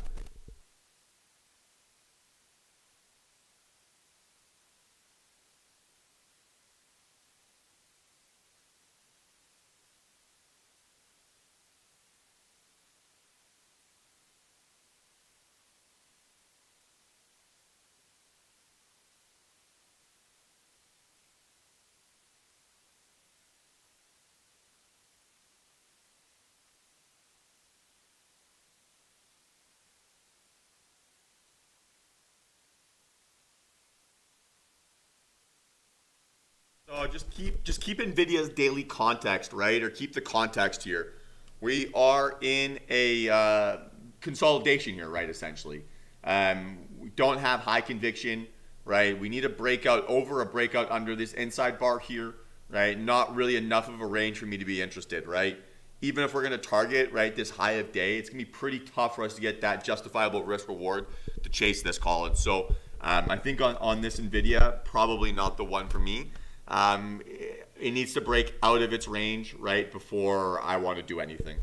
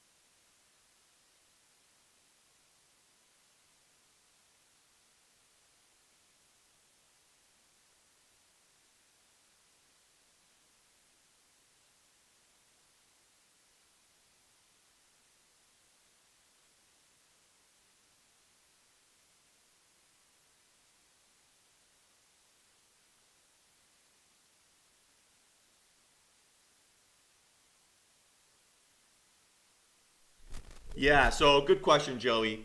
Right, for me on Nvidia, I want to get above sort of this high of day, right, or a convincing move under low of day, right, towards this 306. We don't have, yeah, breakout, breakthrough, doesn't matter, right? It's all interchangeable. Um, right, so to the upside, right, we've got a little bit of resistance above, so like half levels here, right? We don't know where sellers are going to step in, so we're going to assume they're going to step in at the higher area, right? So tough to get that spot. To the downside, right, needs to get under this 314, right? Whatever low of day is, and then maybe we can start to make the argument that there's a play towards like that 307 zone. But we're literally in no man's land here, right? We're in the middle of yesterday's candle and in the middle of today's range. So it's just really hard to imagine a setup coming together here.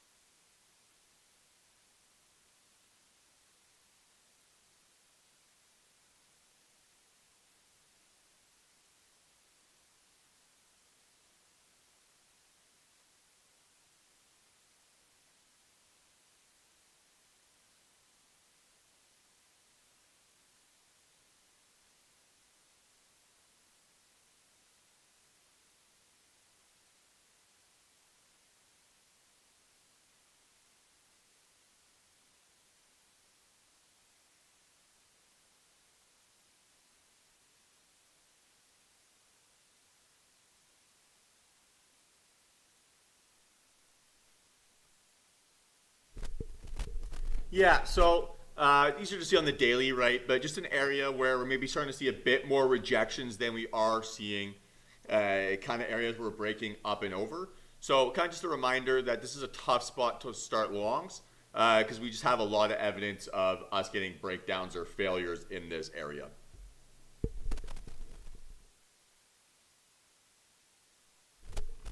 Same concept here on Microsoft, right? Just a spot where maybe seeing more rejections than I'd expect. So just kind of a little visual reminder.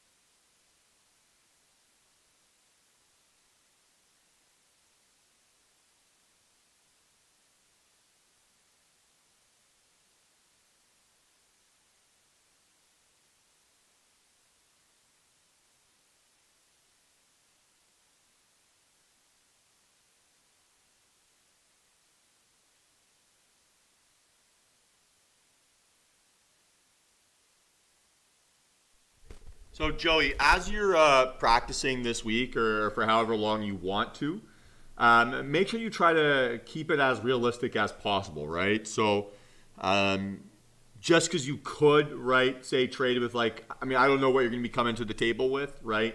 But probably unlikely you're coming, right? You're starting your trading journey with like $1 million portfolio. So don't start trading, right? Position sizing for that. Keep it what you want to do in real life, right? Try to simulate as many conditions as you can. That's going to give you the most sort of benefit, right? So position sizing, placing your stop loss, right? Getting all those little details is going to be really, really important. So that would be sort of the first thing I would focus on. And then, right, as you're sort of thinking about how you want to manage those sort of exposures or those sort of risks, right, determine for yourself what you want your max position sizing to be, right? And for me, that's like an equation you work kind of your way backwards to. So it's like it's a personal question for everyone, right? On how much you're willing to risk or how much you're comfortable risking. For myself personally, right, I never want to lose more than 1% of my account per trade, right? But that's different for everyone. So that's not one. I don't risk 1% of my account like as a gross number, right? It's the net. So after stop loss, right, I'm never going to take a stop loss more than 1% of my account. And so if that's my firm rule, right, that means I'm going to be sizing my plays to always ensure I'm under that limit, right? So if I have to have a bigger stop loss or I need to take a more ambitious, I have to take on more risk, right, from my entry, I need to be sizing down my play, right, to accommodate that risk and make sure I'm still staying within that sort of max loss. So you determine what that number is, right? Like I say, for myself, it's 1%. I find that if I start to exceed that on a loss, right, the dollar number just starts to mess with my head a little bit.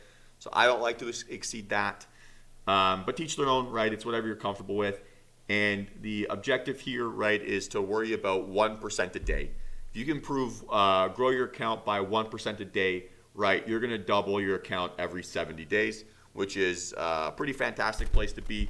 And I mean, that's pretty incredible performance. We're going to have times where it goes faster than that, and we're going to have times where it goes slower than that. But it's all about managing your risk, right, and being able to survive until you can thrive. So at the moment, right, this is a bit of a market that is a little bit more ruthless, right? It's very, very challenging to trade at the moment. We have to be super picky, super diligent, and very focused. Yeah, in theory, right, Swanee, but we don't always get that full, right, 2-to-1, right? So we're not holding our full position, right, to that max, like, top, right? So it's pretty hard to get net 2-to-1 risk reward.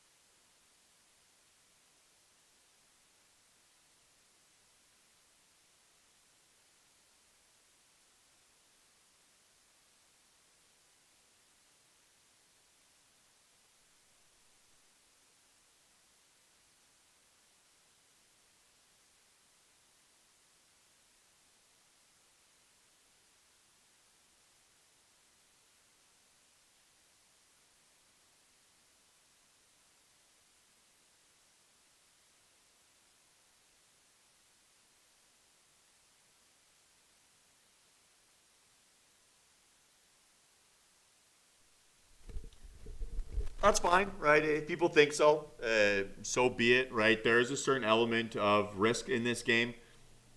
Some people are comfortable with that, some people are not. Just teach their own, right? I'm not going to try to convince someone otherwise.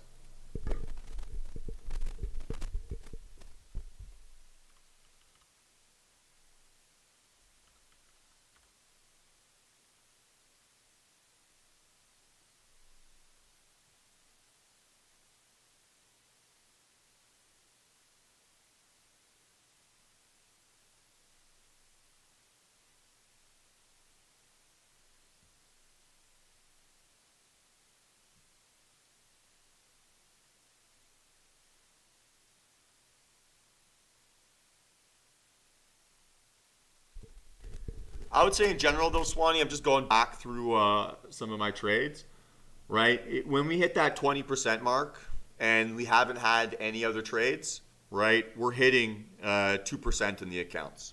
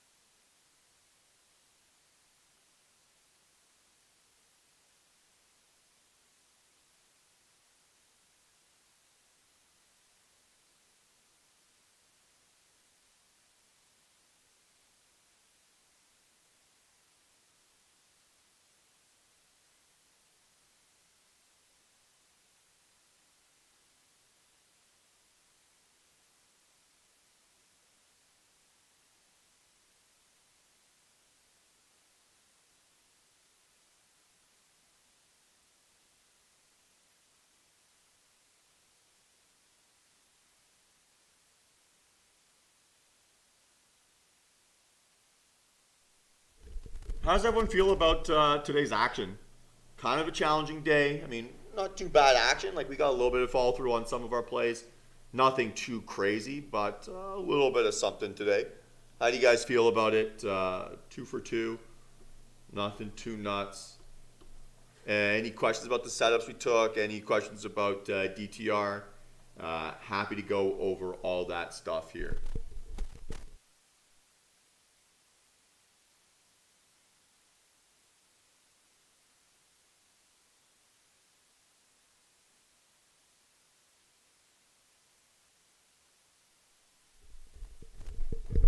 Yeah, I mean, it's good for the market to catch its breath after taking such big moves, but at the same time, right? It's catching its breath into a scary period news wise. Yeah, that's unlucky, Colin. That's unlucky.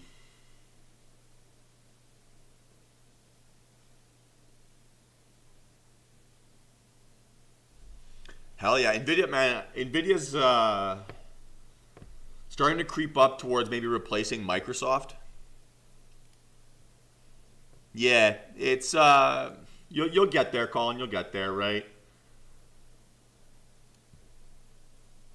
So like Nvidia, right? Its daily option volume consistently better than Microsoft.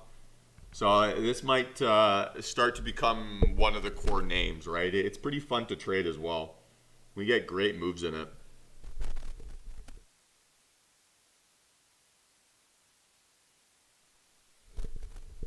I'd say sometimes, Colin. Like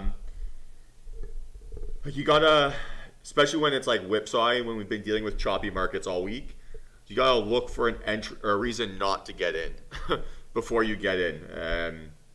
So like I kept rounding up the entry price in that run up because okay, any excuse, right? Like you want to basically just prevent any excuse for people to want to step in and sell. So it's just one of those things. It's a little bit unlucky, right? There's gonna be times where jumping in there, what you would have gotten paid huge, and we would have maybe been 20% behind. So it's a little bit maybe unlucky, but I would always be very careful trying to front run trades. That is not the way to go. Not saying that's what you're trying to do there, but for people in general, right? Don't try to front run it. We're trading large caps, right? These are the biggest names in the world. What the volume that I trade, right? The volume that you trade, the volume that any of us trade, even combined, it's not going to be able to push these markets, right? It's just not going to be able to do it. So you have no incentive to front run. You're not going to get any advantage from it.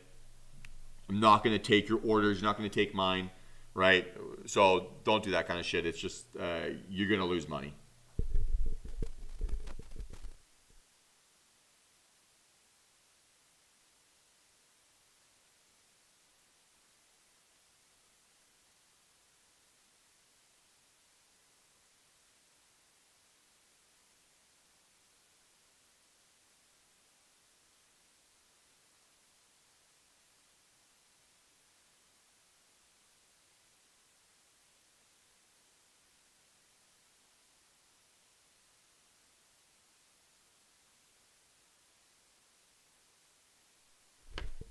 Yeah, so banks will be one that we might have to keep an eye on, right? Especially if we start to get a little bit into an interest rate environment. Maybe not immediately, but say 6 months from now, something along those lines. Stuff like JP Morgan and MS Goldman Sachs are really fun to trade. They're kind of they're kind of like the Apple, Tesla, Microsoft, right? So if we start to get to a situation where rate hikes start coming in, we'll probably start to expect a bit more volatility in some of those value stocks, and banks would likely be the leading contender for us to deal with. So as markets change and as we have to adapt, maybe we're not going to be trading Microsoft 10 years out of 10 years, right? Maybe we'll be trading JP Morgan in there. We'll be trading some other names, right? So just important to stick with where the volume is, right? And I imagine those value names will be the leaders because they're pretty popular even now.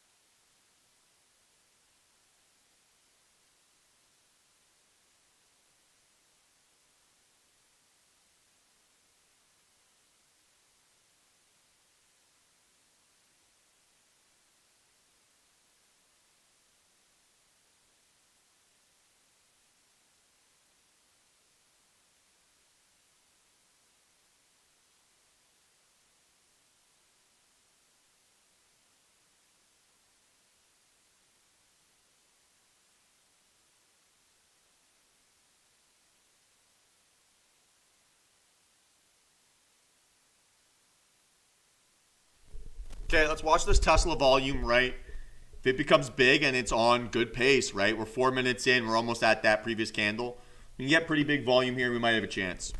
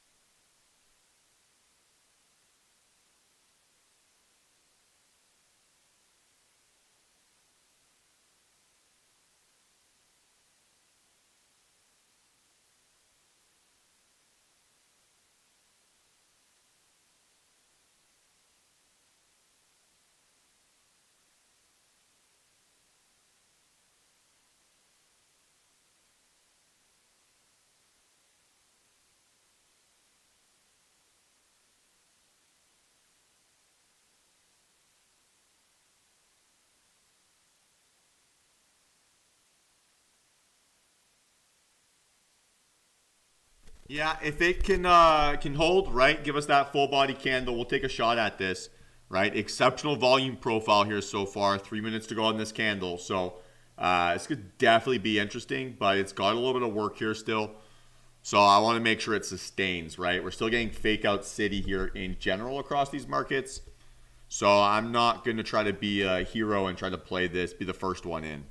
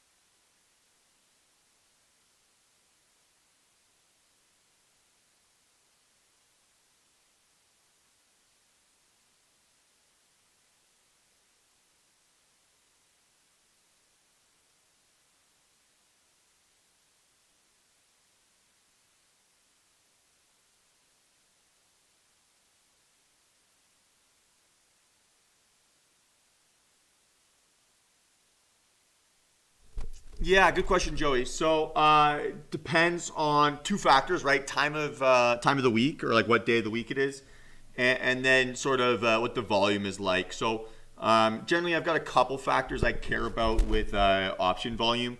So I want these strikes to have more than 2K, and then I like the delta to be around that 0.3%. So for every dollar, right, contract moves 30 cents. And so that generally tends to give you like a couple options depending on the company, right? Generally, that means you're either targeting your, say, we're looking for a 1070 entry here, right, on Tesla, right? Getting that breakout there. We'll be targeting 1080. So my first look would be at the 1080 calls. Okay, well, they're pretty expensive still, right? Delta is 0.43, so I can go down a little bit, right? Then I can see maybe the 1100s, right? Look down, huge volume on those. See the Delta 0.28, right? So not too shabby. Maybe there's something there. And then I'd look.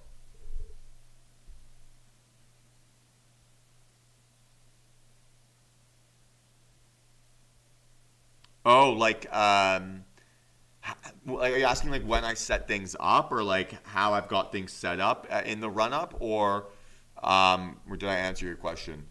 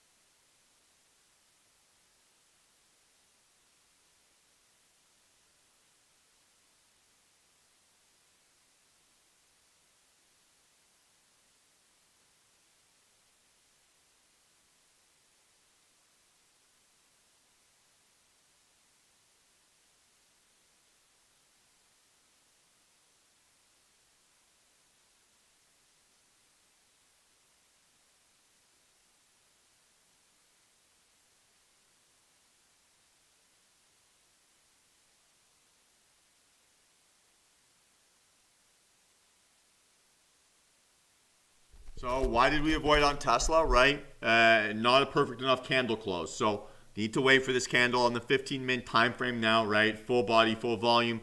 If it can break out and hold, right? Still hold this area.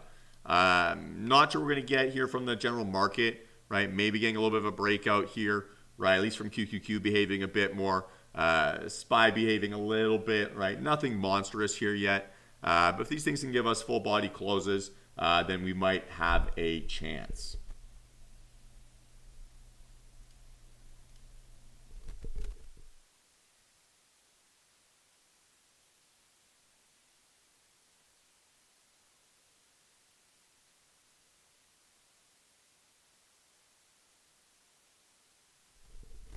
Yeah, good question, Sharon. So generally, what I do is when I have my entry target here, right, I'm doing the same thing I do when I'm calculating what my risk is going to be on.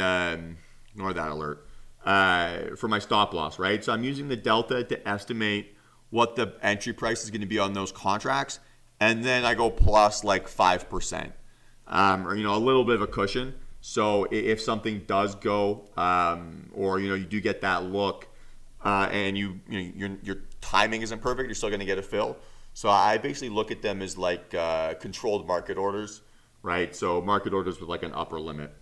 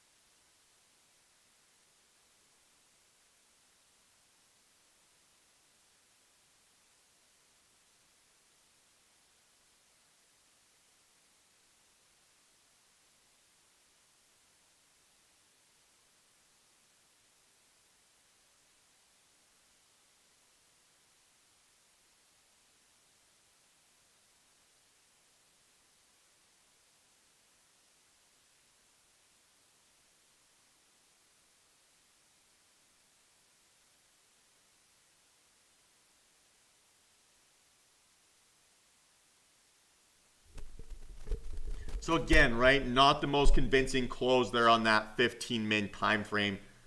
Hard for me to chase this up, right? So even on the 30, right, maybe not so good. So probably going to be walking away from this Tesla, guys. I don't think this is going to come together for me.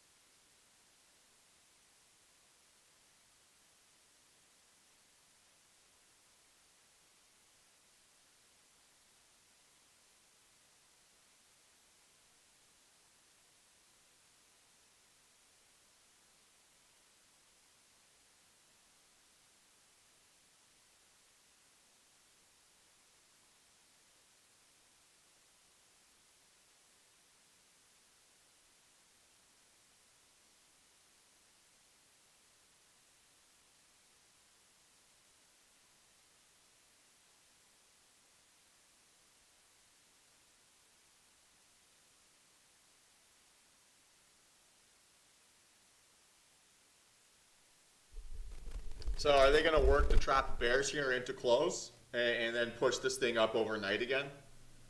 That would be my best bet of what they're going to try to do here. But we'll watch. We'll see what they try. We'll see.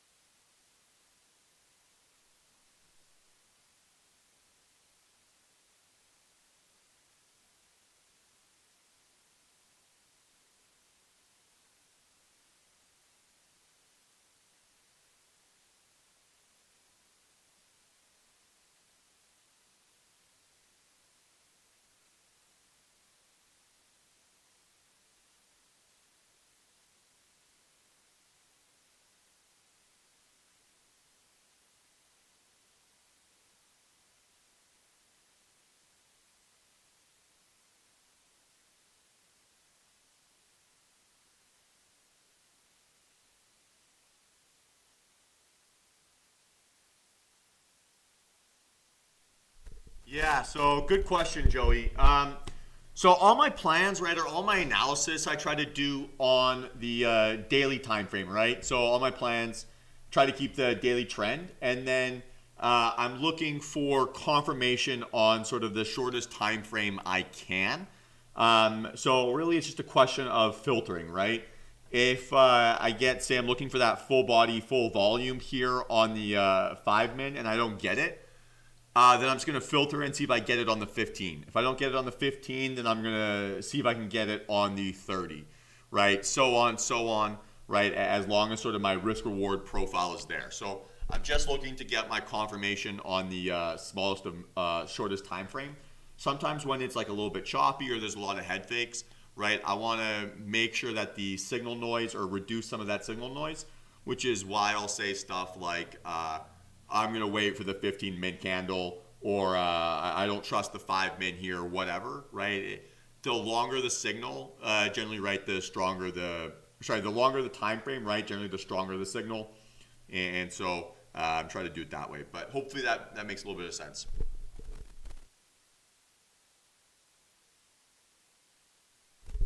Yeah. So for me, right, bias is always try to get it on the first time frame I can, right? Usually the best moves, if it's strong, it's going to give you confirmation on the 5, right? And then it's going to give you another confirmation on the 15, and then another one on the 30.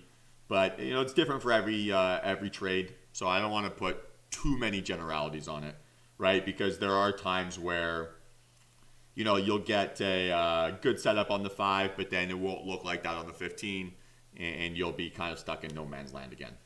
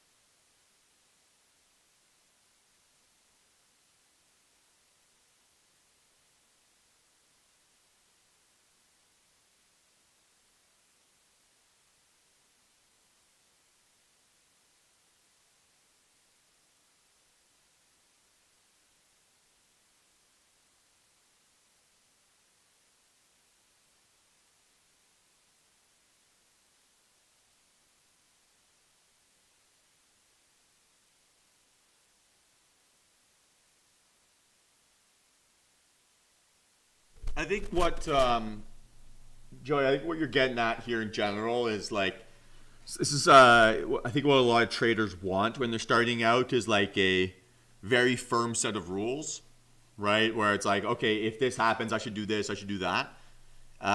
Really, the only firm rules you're going to have are going to be for your risk management, right? That should be as stringent, as disciplined, as like consistent and rigid as possible. Once you have that, and then you are confident in your sort of volume confirmation signal, right, or system, um, you can like what your setup can be a million different combinations, right? So for me, it's all about helping you guys learn those first two things, right? If you can learn the volume confirmation, the candlestick confirmation, right, get really confident on that. Well, then the setup, execution, confirmation method's gonna work really, really easily for you.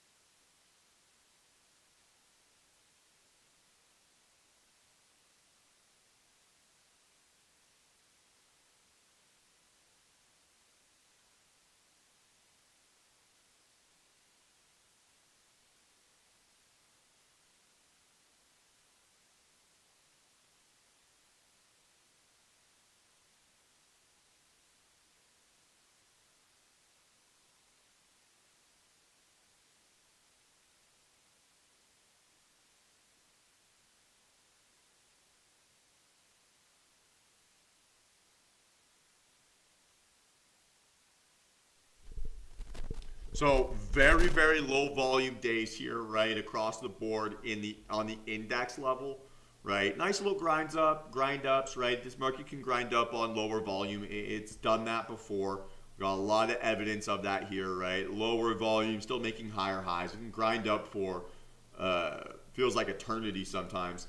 What that does open up though, right, is for that test of that all-time high again. It certainly looks like it could be in play. Maybe not today, obviously, right? We got 3 minutes to go in this market, but early next week, right? Maybe if the Fed doesn't say anything too nasty, could be something there.